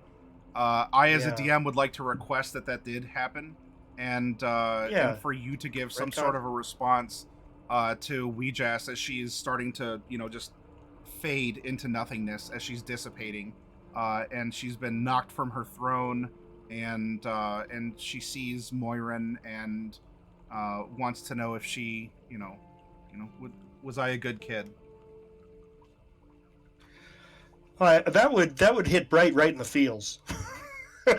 Right in the feels. Yeah, that's why it's a regret. I'm sorry I didn't do it in that moment, but no, I mean that's getting me now. Wow, because I'm like, there's just so many. Glasses off. There's just so many layers to that. Because I mean, obviously, Bright is probably never going to have children of her own at this point, right? She's that's socially, there's no opportunity now, right? She's probably, I mean, she's failed whenever she's tried to adopt children, right? She failed. All the gnomes are kind of your children in a sense. Yeah, but that's I know, so, not like your own, right? Yeah, so she's really kind of hurting on this topic because that was kind of how she started off. It's not like, I don't have the Buffy arc where it's like, I really just want to be a normal person again. I want to get rid of this destiny that's upon me, right? She has more the Cordelia arc where, yeah, I'm awesome, but this is not the kind of awesome that I wanted to be. So it's a little different. So yeah, that's gonna hurt. So what Bright would probably say, other than immediately start to cry, would be something like, "I'm proud of you. You did wrong, but I'm proud of you anyway." That's probably what she would say. Last words to little Jasmine as she. Yeah. Okay. You did Yeah, wrong, and but I'm proud of you anyway. yeah. Ah, Jesus Christ! Well, that's good. It's been a week, and I even have so, to go you're just right now, going. or the dog's gonna pee. I'll be right Yep, back. yep. Go ahead. Mm-hmm. So on that note as well, there was, in going back to the concept of choices, there was the opportunity for you all to, through your actions and the lean of there, where Shonaroth would have been the last boss, and you actually would have been fighting alongside Weejas, with her having been, in a sense, rehabilitated, or at least shown a light by you all. Now, again, throughout many decisions and the overall bend of the story, you all have really identified Shonaroth as the main antagonist, which then would be the twist to be the ally to bring down Weejas. But I wasn't exactly sure which entity you might actually want to work with or more against, and especially with Celine having taken on aspects of Weejas and having a way to talk to her. If you all had made some other decisions and leaned more in that direction, there would have been a contact with Weejas, sort of a last huzzah with her, where you would have been able to get her to rectify herself. She would then fight alongside you to end Shonaroth, and I mean the pact would still be complete, etc., etc. Like there would have been an end; it just would have been different. And so, to that note, it just, again, with the way, I'm not saying one is better. I think you all really enjoyed the ending that you got, but I was prepared to have it be kind of flipped around, especially with some of the things that happened earlier in the game. Celine, with your book could have cured Mordecai's vampirism. And it was something that, I mean, it was kind of mentioned, like, maybe you sketch in it every now and again, or you would write things in it. It wasn't really role played into, so I also didn't really force the issue, because at some point in time, Mordecai was not going to be a vampire forever. As a DM, I knew that was going to be the case. But Celine, the whole time that you had that, because she you did got query the vision. She did query the book a few times. Yeah, but you didn't develop really a rapport or anything. It wasn't role played through. It wasn't highly explored. And I'm not saying that punitively. Like, Celine also didn't do a whole lot of like legend loring in a way. She didn't really go looking into the how do I do this. I never cast legend lore. No, she never did. Well, neither did Mordecai, but Mordecai was always more interested in history and legend than Celine was. Celine was more of a action person than a thinky bit person. Well, she was a thinker, but the thing is that she was more of a present thinker. Right.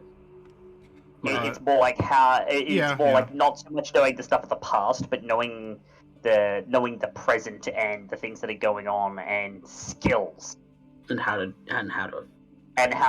apply those things to do things in the now, rather than thinking back.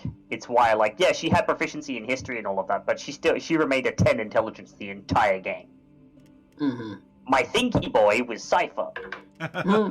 Yes. So yeah, that was, if you wanted to pursue it, you of course would have gotten a lot closer to Weejas in looks and appearance. There would have been a great temptation there was the clue from your vision, the lady in red, the fact that there was this whole story, apparently the first person to overcome vampirism, and that would have led into things that you eventually learned from Zuviwow in the cave about the past. So there would have been revelation in that regard, probably through the book in that case. Because where in the world is Carmen Sandiwich? And effectively, I wanted to turn that part of your background of sketching anatomy, and that you would have, after having put the time and effort into the book, you would have had the power to redraw Mordecai, like reconstruct him, and you would be able to use this holy book as a way to as literally to do like this. a focus for literally manipulating reality. Yeah. Oh, that would have been cool. So Very nice. What if? However, the thing is that Jazz also turned out to be a soul stealing, mind erasing bitch. So she did suffer for that. She needed a stern talking to. No one had ever checked her because everyone just worshipped her and praised her and just sent her on. Like no one opposed her or gave her a different point of view to consider. So it would have been a contest of wills, and again, it was something I was prepared for. Do I have all the details? Not necessarily, because I didn't need to prepare them because it didn't play out that way. But I was, I was sort of playing the devil kind of a thing. Like, well, which one do you want, a Shonaroth or do you want a Weejass? Which one is it going to be? And then there would have been the big confrontation. Now, Weejass still would have died at the end, just as Shonaroth would have. It just would have been a different set of circumstances.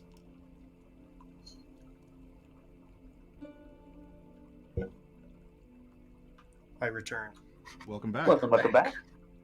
We had a go to what that? if. We just had a what if conversation. Yeah. What if? What if Celine unlocked the secrets of her book? Now the question is, does that book still exist in the world? Or I don't see why it wouldn't. Yeah, because Celine still had it the entire time after Mhm. Mordecai gave it back After to her. Mordecai She gave still it back had to her. and it does still exist. I don't In see fact- why it wouldn't. I don't see why it In wouldn't. fact, actually, that probably would have been something that Cypher may have sought out, because he had seen that book and seen what was inside of it, so he may have sought it as a tome of knowledge. I'm also back. Welcome back. Because that's the kind of the idea that I have for Cypher, is that he's a mixture of like he's the one who he went around, he helped rebuild everything, and now he's the one who stays and remembers. Yep. He remembers everything, he archives everything, and he just does a little bit of cleanup from time to time. Strabber aberration causing problems, Eldritch blasted in the face. Mm-hmm. Stray undead causing problems, Eldritch blasted in the face.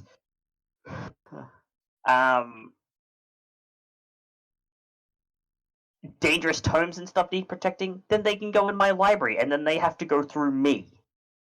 Anyone who's looking for them has to go through me and prove themselves working. Oh yeah, They have so to a prove dungeon themselves worthy. encounter aboard whatever the ship is going to be called.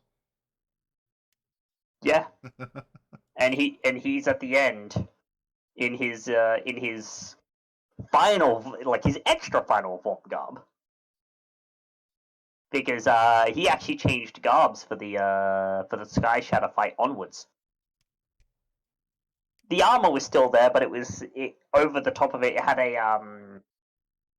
a cloak, like a big over jacket, very similar to those worn by the Shadowheart commandants, done in black and purple with the geometric patterns and stars and stuff on the inside.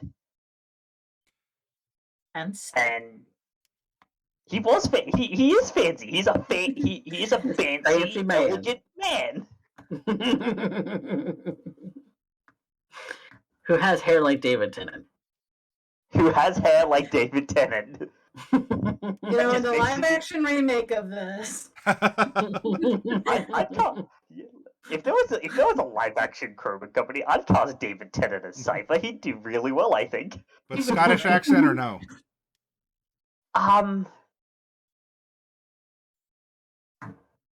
Before Hell, no. After Hell, Ah, yes. okay. He just gains an accent. Although for the actor, he just talks normally after that. He just talks normally. Yeah. I don't know who I would cast as Bright. I don't know. She's Oh, Bright is so cute. I love her so much. Has to be somebody cute, but I don't know. I don't know.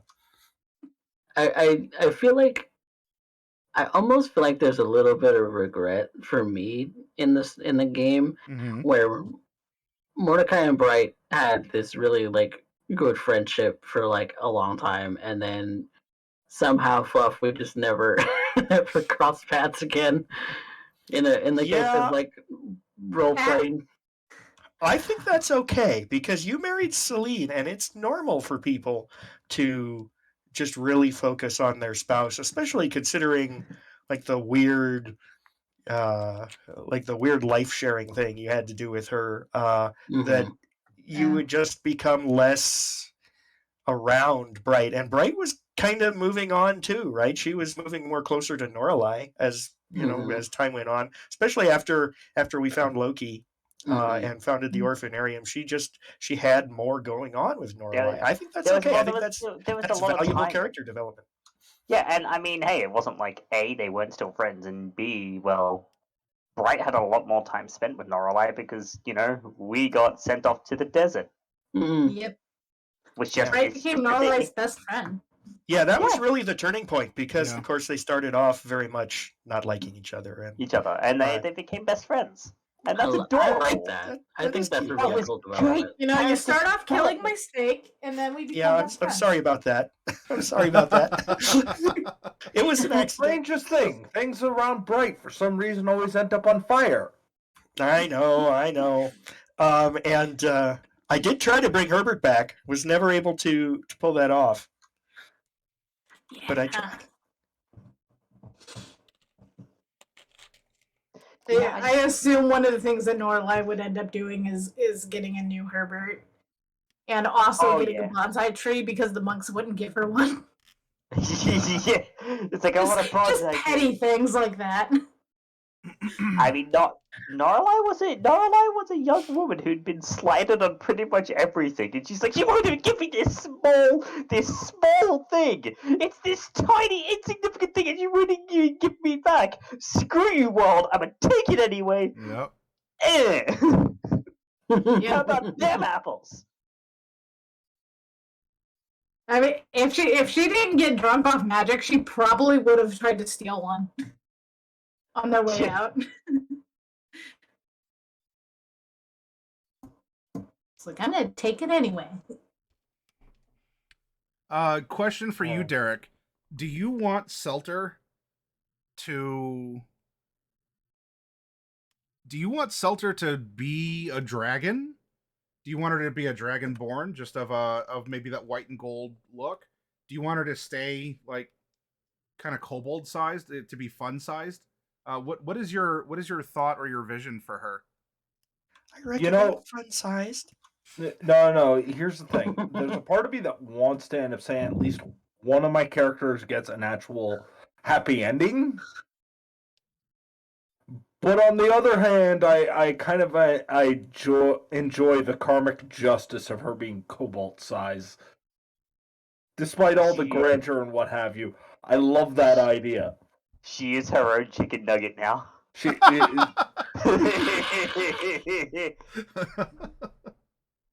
Beforehand, she's big, she's beautiful.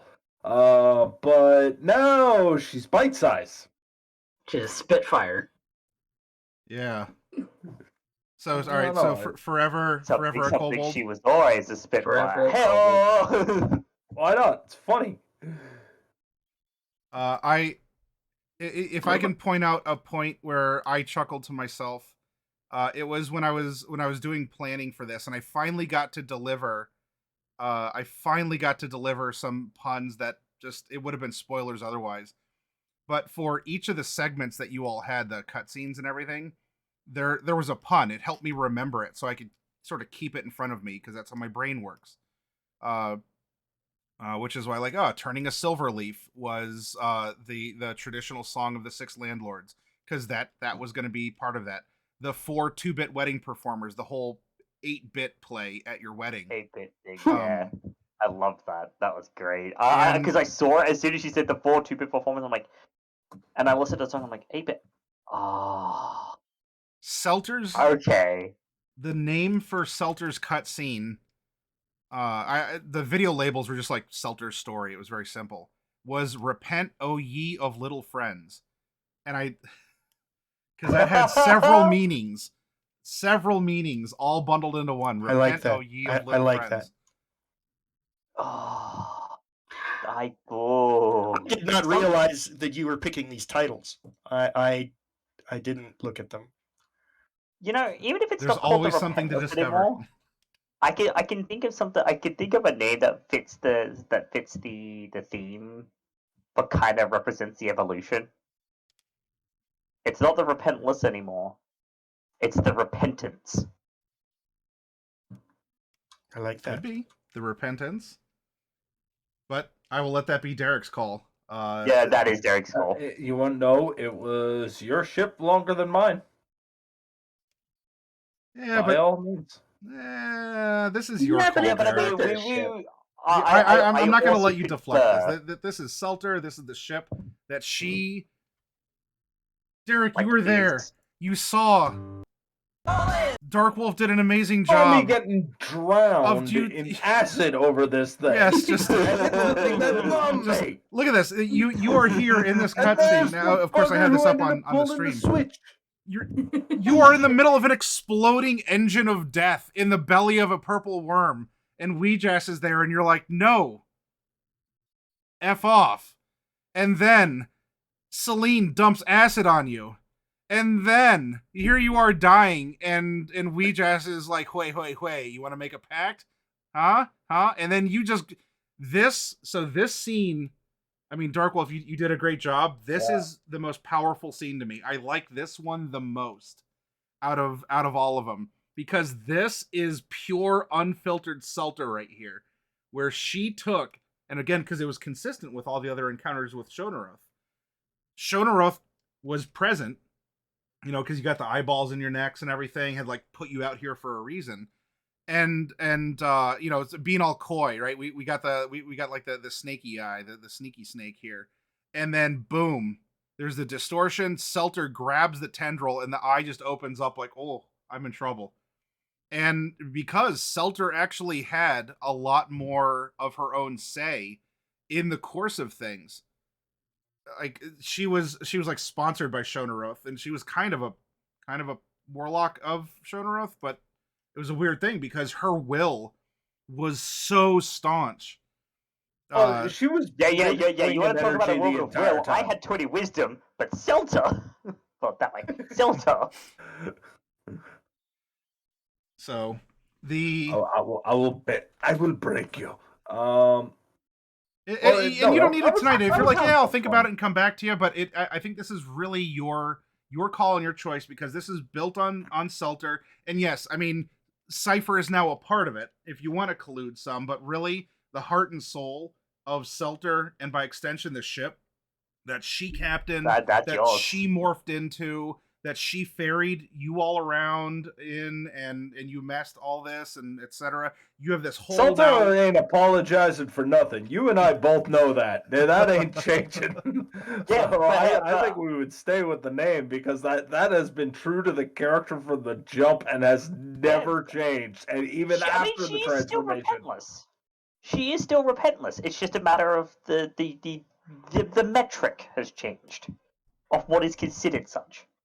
The thing that made me love Selter so much was just because of the party dynamics up until that point, where it was a lot of him and Hoyne trying to listen to each other, but really kind of talking in circles. right? Whereas Selter was very singular focused. And if you need to end up getting a plan going, if you need to end up having something, she was the one to take action at all times. That's what she understood. So I absolutely loved her for that because she always had that big swinging energy. Yeah, I think Selter came at a time when the party had started to get really comfortable with each other, and was I don't know, there wasn't a lot There of was intra-party also conflict at that point, and Selter really stirred things up, and I think that was possibly not always pleasant for the characters, but good for the story. Well, I think part of the other thing is that the characters had all just recently lost Jade too, Yep.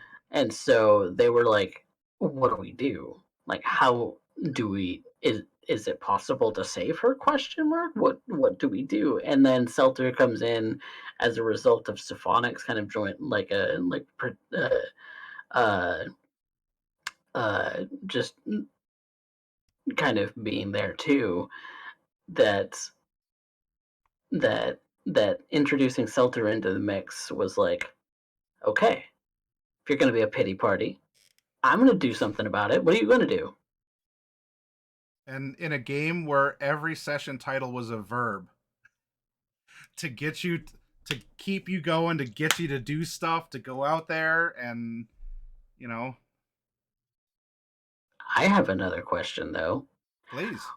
With Ouija's now deposed, Yep. and Celine having been canonized, Yep. what happens there?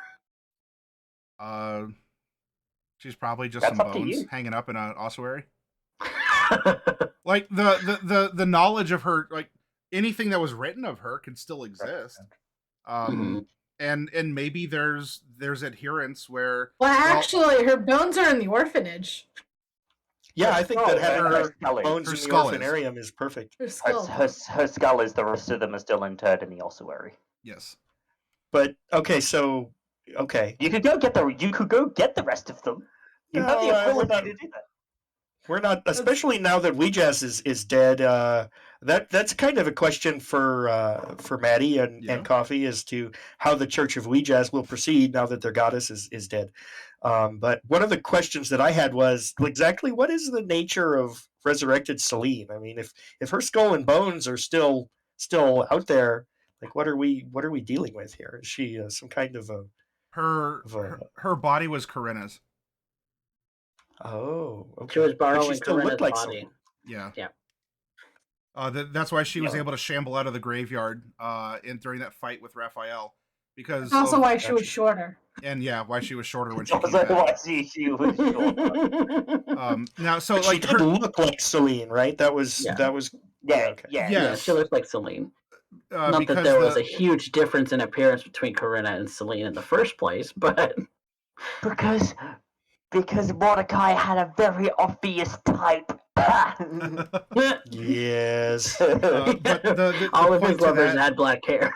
was that because of the fierce love that Mordecai had, that barred Celine's spirit from passing over. That's why she couldn't really go through the gates of death. She just sort of was like lingering there because she was being held back because someone She had a kept hearing- very strong memory, and in return, like because she had been talked to in reply as well. I think Darkwolf made an illustration of Celine's skeleton appearing before Mordecai during that in the mourning Speak with period. Dead. Yep. And so she was dead, but she wasn't gone. But she didn't have a body necessarily to come back to, and there was someone else that Mordecai truly loved that was also localized to this massive undead incursion that took place. And so Celine's spirit was able to ride back on that pull of energy and manifested onto Corinna's body. And then, so like those are her bones. And I think I even described as Celine was staggering into the park where you were fighting, Celine was wearing the dress that Corinna was buried in. Yeah. And her burial shroud. Yep. As sort of a clue there as well. And then of course too the whole thing with Raphael, and that was sort of a you didn't take the path to try and redeem Weejass, but there's people who were trying to become more powerful or to like try and be her. So there was NPCs that were filling that void instead of you as the PCs. So of course we had Raphael as an example, which raised tensions and it showed motivation for the cult. But also you found out that that had manifested so that you had a context for your encounter with the third prince, who of the three was the most fervent. Right, each of the princes was more.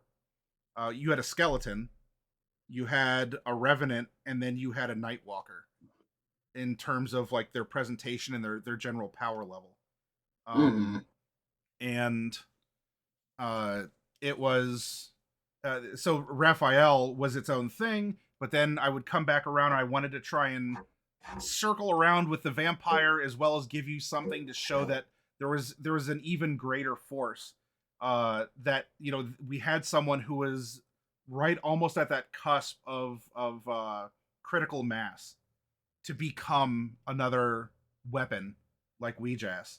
But Yeah, and Celine was like, I'm having none of that. And Cyber was also like, I'm having none of that, and I'm having none of you. Disappear, delete half a courtyard. So it was supposed to be, I mean, scary and thrilling for a fight. It was supposed to be poignant because this is what ambition can do. It was to also try and reinforce maybe that tragic element of people who have lost themselves or who have given up and they have become monsters instead of people, which was also an underlying current to Mordecai's identity as a vampire. He wasn't a vampire anymore at that point. No, but prior. Because it was later. I wanted to give you. We're in the end game. I wanted to give you some throwbacks to what happened in the beginning. Questions to revisit or feelings, so that you could reflect on the time that's passed, and you could use that as a milestone and be like, oh, well, here's my attitude on this, or I remember that as the player or as the character, and wow, those were some times.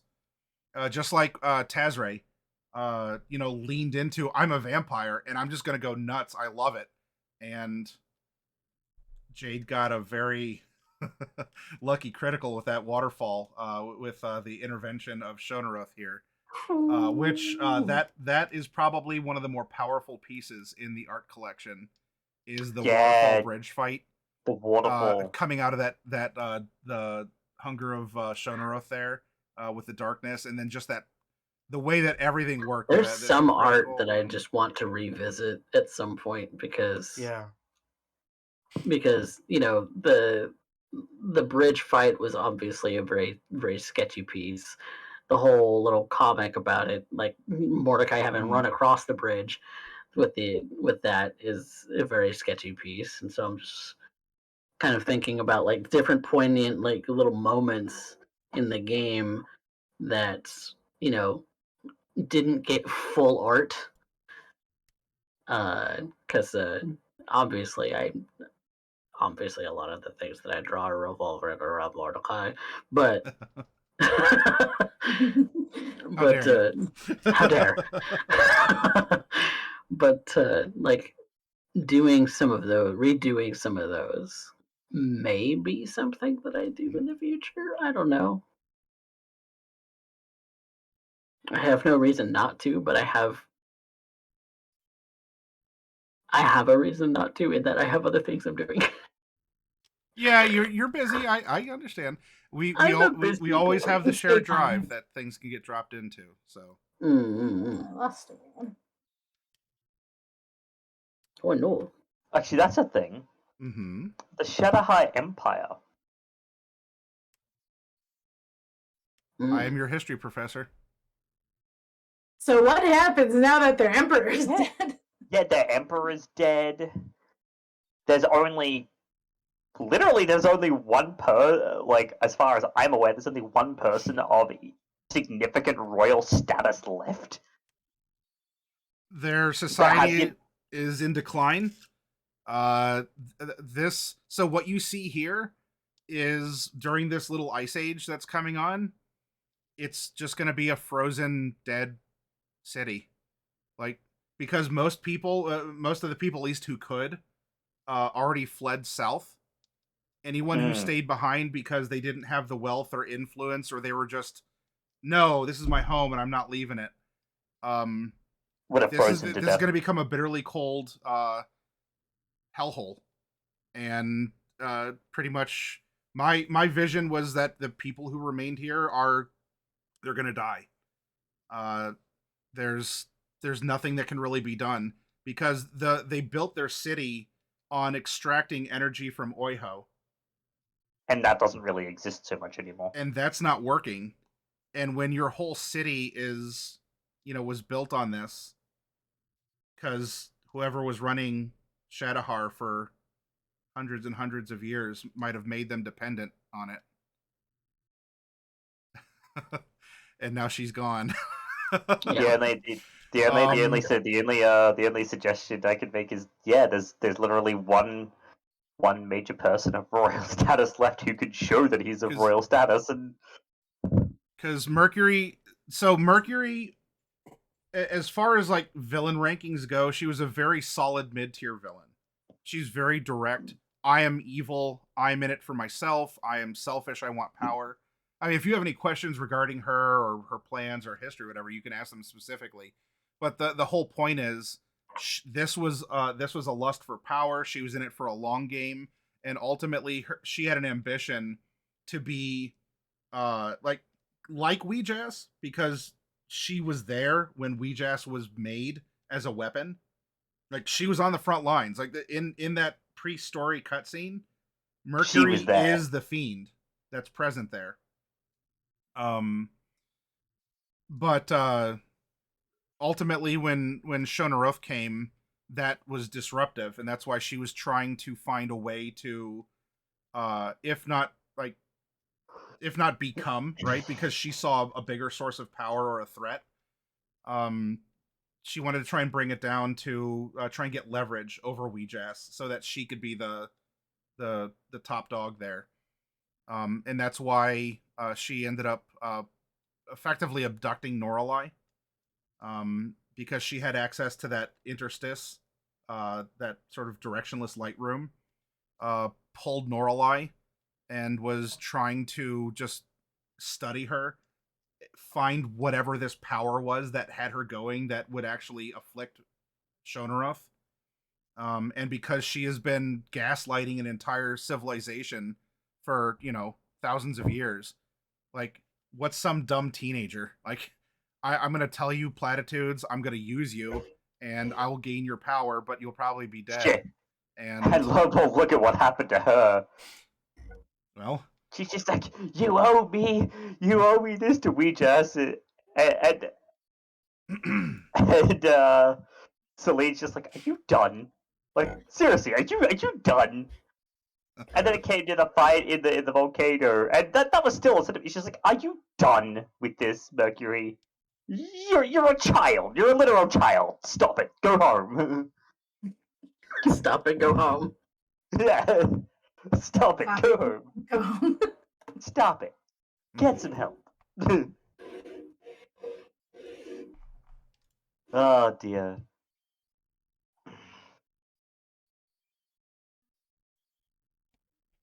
Any other questions for each other or to me? Do you want to go and review something? Is there something in the prompts that I sent you? Because some of it made it into the credits for memories and things to go along with the song that was chosen.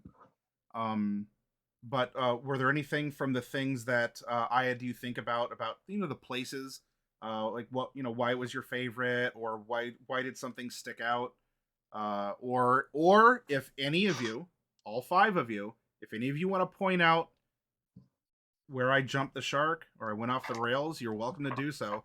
Because look, I get it. As a DM, we all make bad calls or mistakes, or there was the one where I misread the stat block because it was the height of stress for the store and COVID and everything going on. And I just, regarding it was a... yeah, I remember that. It was that was a big old boo-boo. Chaos. It was a chaos beast, I believe. It wasn't even just a gibbering mouther. And yeah, where we got stun locked. It was a ramp lock. It was an accelerated one.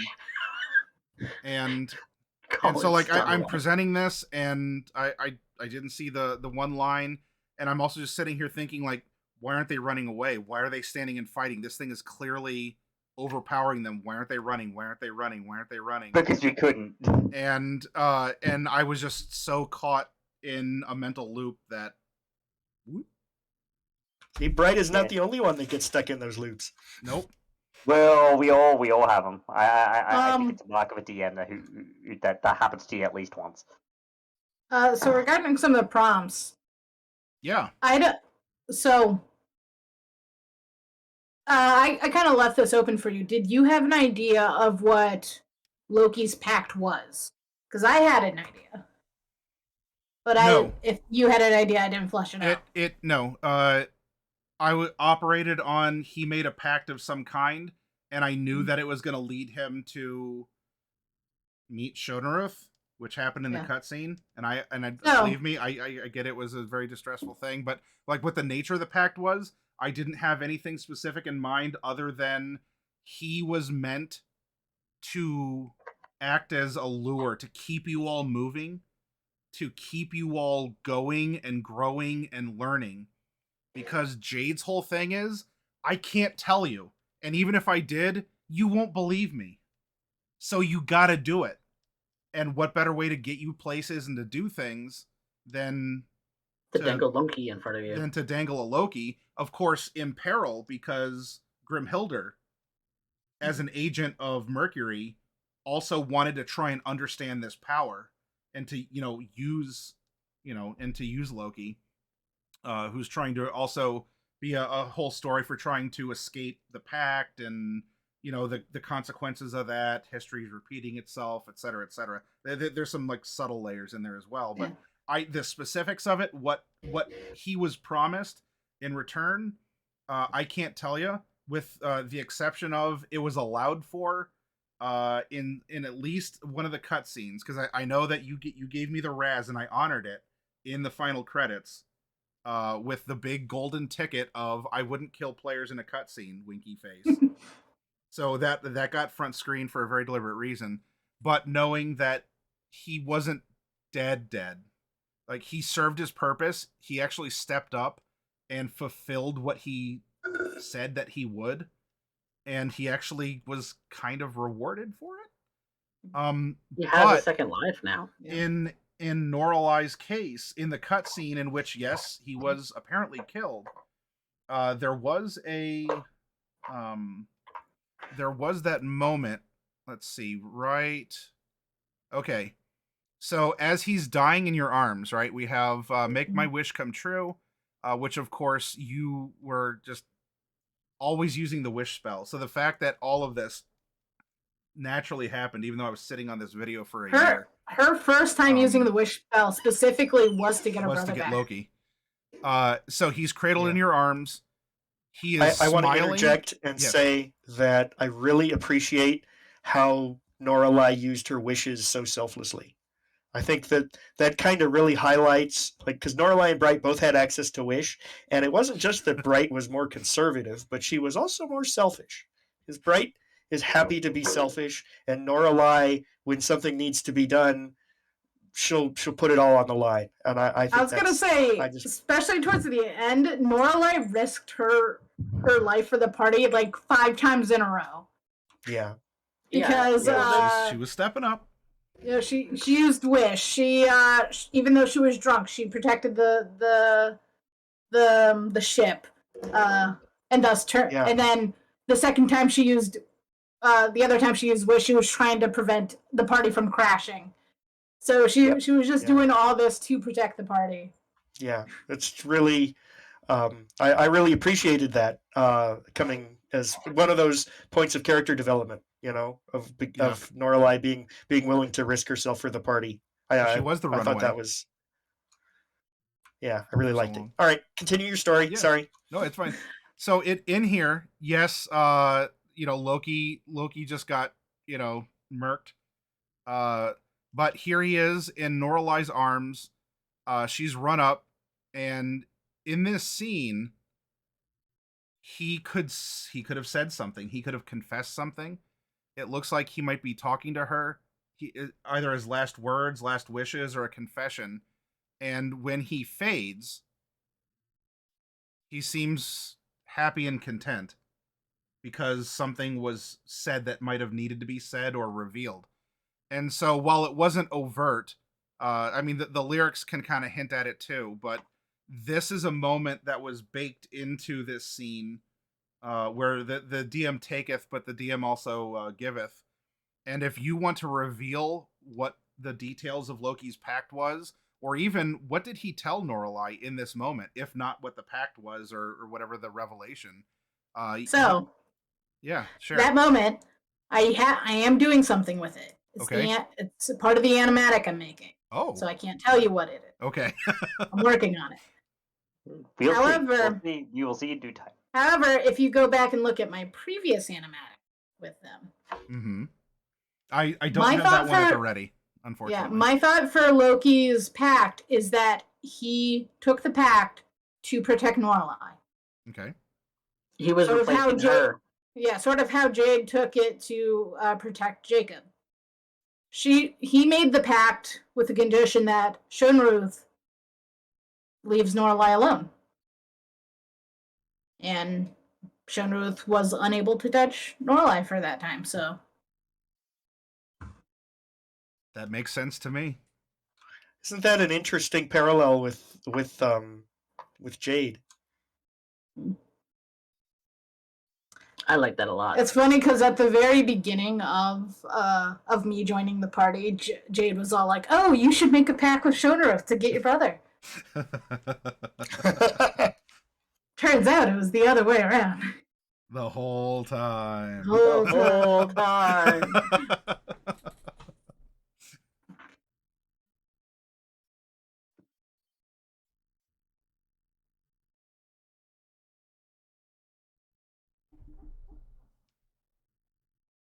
I'm gonna miss this game. I know. I'm continuing it in another game, but I'm gonna miss this one. Because I've been going through these slides. I've been doing a lot of I mean, when I say I've been doing a lot of prep, it's not like I'm working in a coal mine, working up a sweat and whatever. But my eyes have become misty on more than one occasion this week, as as I've been going through things and just trying to prep answers for things that I thought you might ask. As I don't know, you might have questions out of nowhere or something complicated. And so I was going through and trying to refresh myself on what was I thinking at the time, because I don't really have a lot of notes. I don't really have a lot of physical DM notes, and my non-proficiency with this platform means that I have no text notes either. So bruh, I can teach you Roll20. It's too late for that now. In an hour. I don't use Roll20 for keeping notes. I keep all my notes in text files on my PC or in Discord. See, I am only using Roll20 for the next campaign as a notes. Mm-hmm. I'm only putting handouts and things like that in there because I'm not really using it as a terrain kind of battle scenario platform. I'm going to be using my own real terrain and my own real miniatures for that. Yeah. Oh, are you going to set up an overhead camera? To do like the you can still use it to put up some pictures like Matt does. Well, for inspiration and things like that, like to inspire a scene or like to give me a visual aid for how a city is going to look or something like that. That's what I would use it for. That's what I am using it for. I've created some NPC tokens for characters, NPCs that are meaningful. That's put a face to the name so that you get a little more attached. Oh, I gotta message you some names later. Yes. But some tokens have been created for that. Some handouts have been created. Primers are all on Roll20. Music is going to be on Roll20. It's just going to be it's not something that I'm going to use as a broadcast platform. I'm going to be using my own cameras, so do real miniatures, real dice. None of this digital dice, none of this digital cacked dice. Tagged. There were, in talking about this and the different locations, there were a couple places that you didn't end up visiting that were, not that they were not discovered, like the basement lab. If you had decided instead of the monastery, because you were talking about going to a couple different places, you would have gone to the casino in the mountains. And interestingly enough, this is in a sense what Selter's ship would take on, because the dragons were used as an homage. I'm like, okay, well, what would a fantasy sort of Las Vegas resort look like? Because they have themes like Egyptian themes, New York or whatever, ancient Rome, and I'm like, you know what is big and gaudy and full of money but dragons?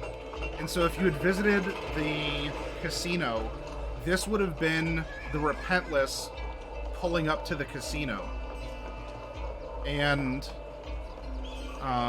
you would have gone inside, and there was a lot of other like dragon motif. We had white and gold and things like that. Now, the white and gold was a presentation that Derek had told me in a side conversation, and Derek had no idea that the casino slides here had existed. But a fun, happy coincidence.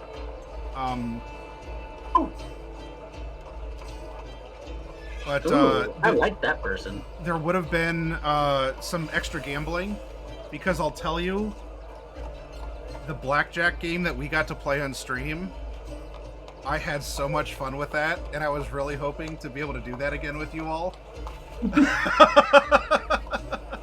and of course, Marty, I'll give it to you here. You let me do that specifically to circumvent my inability to roll them bones. So I was like, no, I will legitimately play a hand of blackjack with you. I thoroughly enjoyed it. That was a fun picture to draw as well. Yep. And it would have been a reference back, because you would have met people here that were there for that blackjack game where Jaden dominated and won that suit of armor. And it would have been like a local legend that had been built up if you had gone there. Oh, that's a question. Oh, what happened to Jaden exactly? He's still hunting a fiction.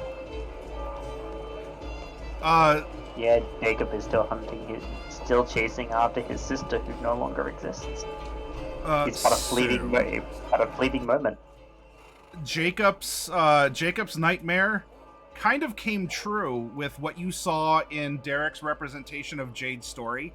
Just giant hands reaching for people and trying to grab them. I mean, yeah, like Jacob, because it's complicated. Jade is a coincidental kind of a coincidental Christian allegory, because the entity of Jade is a trinity, both in terms of Jade, Jacob, and Jaden, but also Jade, Jade is the center of the trinity, and you have that whole is and is not that goes in between the forms. And so you have Jade is Shonaroth, Jade is a human, Jade is fate. Shonaroth is not a human is not fate, fate is not Shonaroth. And the whole fact that, I don't know if you caught it, but I crucified Jade in that cutscene where we just showed up. Because what's next? A Kabbalistic representation of Jade as the tree of the Sephiroth? Is that what's next? Well, was are you ready to handle that? Are you really ready to handle that? and because I imagine it's probably it's like that representation is probably the tree of fate that also includes the likes of Celta, Cypher, and the rest of the party. if you go back and look at the imagery, I'm not going to fight you on it. But Mordecai also thrust a sharp object into Jade's side, and Jade pretty much died for all of your sins, and to try and save your souls. So you're welcome. How does it feel? How does it feel, Coffee, to have basically thrust the equivalent of Longinus into the equivalent of Jesus? She is no saint. I bet you feel real that. good, you Roman Centurion. No. You want to know what the From better part Jade, is? forgive Flip that them, for they know around and not try what and they do. imagine. Flip that around and try and imagine Jesus chasing somebody through the kitchen, screaming, "I will kill as many people as I have to, so long as you are one of them." But in the very opening scene, if you look here, we have Jade, who is if you remember, I specifically said like her arms were like out and back as she was like displayed, and the whole thing with like the big flesh tree and everything. So I'm an absolute shitter, and I wove in this to the story. Just I wasn't blatant about it because I didn't need to be. The big flesh tree. That's dissipated? That is... hang on, before I answer that, for any of you who watched Evangelion, please play that song as we scroll up from the party up to Ouija's here, as the opener to that anime. Or at the end, when the party scrolls up and we go through the Sephirothic Tree of Life here. Anyway, all secrets are being revealed. The flesh tree is going to be up to Bright. That is within Bright's realm. She will either destroy it or deconstruct it or turn it into something else, or I don't know. Well, is she going to have to deconstruct it to get the nose out? Yeah, because their flesh makes up the tree. So there's elves so and she gnomes. will deconstruct. Yeah, deconstruct it. But you have fabricate, Okay. so. You have hyperpowered fabricate. But it's a lot of I am The poor quivering reminded- souls in the living tree here is Bright just makes a magical bandsaw. Like, I'm gonna free you. I'm gonna cut you out of here. But All right, it might not be like that. it does remind me though of the things that I wrote for the cipher. The questions that you asked, Maddie. Yes. Because I don't think I shared these. Because it got asked, what's something that'll haunt Cypher for the rest of his days? What will he be remembered for? And favorite verb. I'm not going to go through the favorite verb, but I will go through the other two. Yes. So, Cypher's the thing that's going to haunt him forever. I have gazed for long into the abyss, and the abyss hath also gazed into me. We are but insignificant specks in a universe constructed by horror writers, and there is nothing that will save us from an inevitable decay into entropy. The only solace afforded to us is that we all face the same cold, unending embrace of oblivion together. And the other one was what I'll be remembered for is the knowledge left to the people, the chronicling of events that we may never forget again, and the evolution of the races and their technology so that eventually they may all free themselves from gravity like I have and find the beauty that lies beyond the stars, not just the horrors that were summoned to us from them. Which were poignant, and so please forgive me that I could only put that first part of your quote in the credits about staring into the abyss, but I really like them. As like it is. These are exactly the thoughts of Cypher. The way that he put it, his musings, his looking back on things.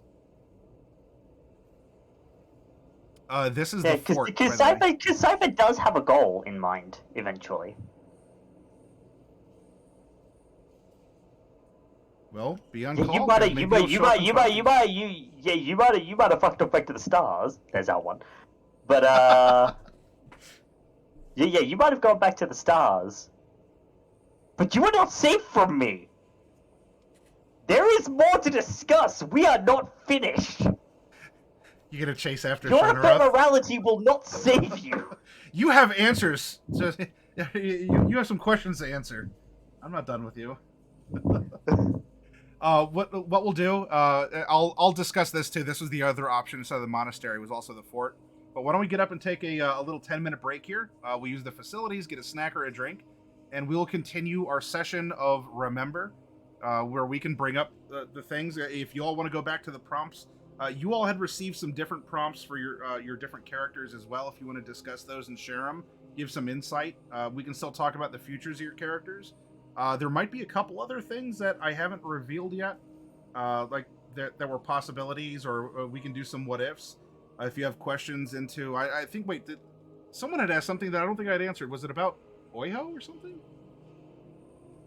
Maybe there's something that wasn't planning to ask about Oiho, but I haven't yet. Okay. All right. Well, hey, we still have some time together in this session, so let's take a break, and we'll come back, and I will do what I can here. So everyone out in the audience, enjoy the break screen.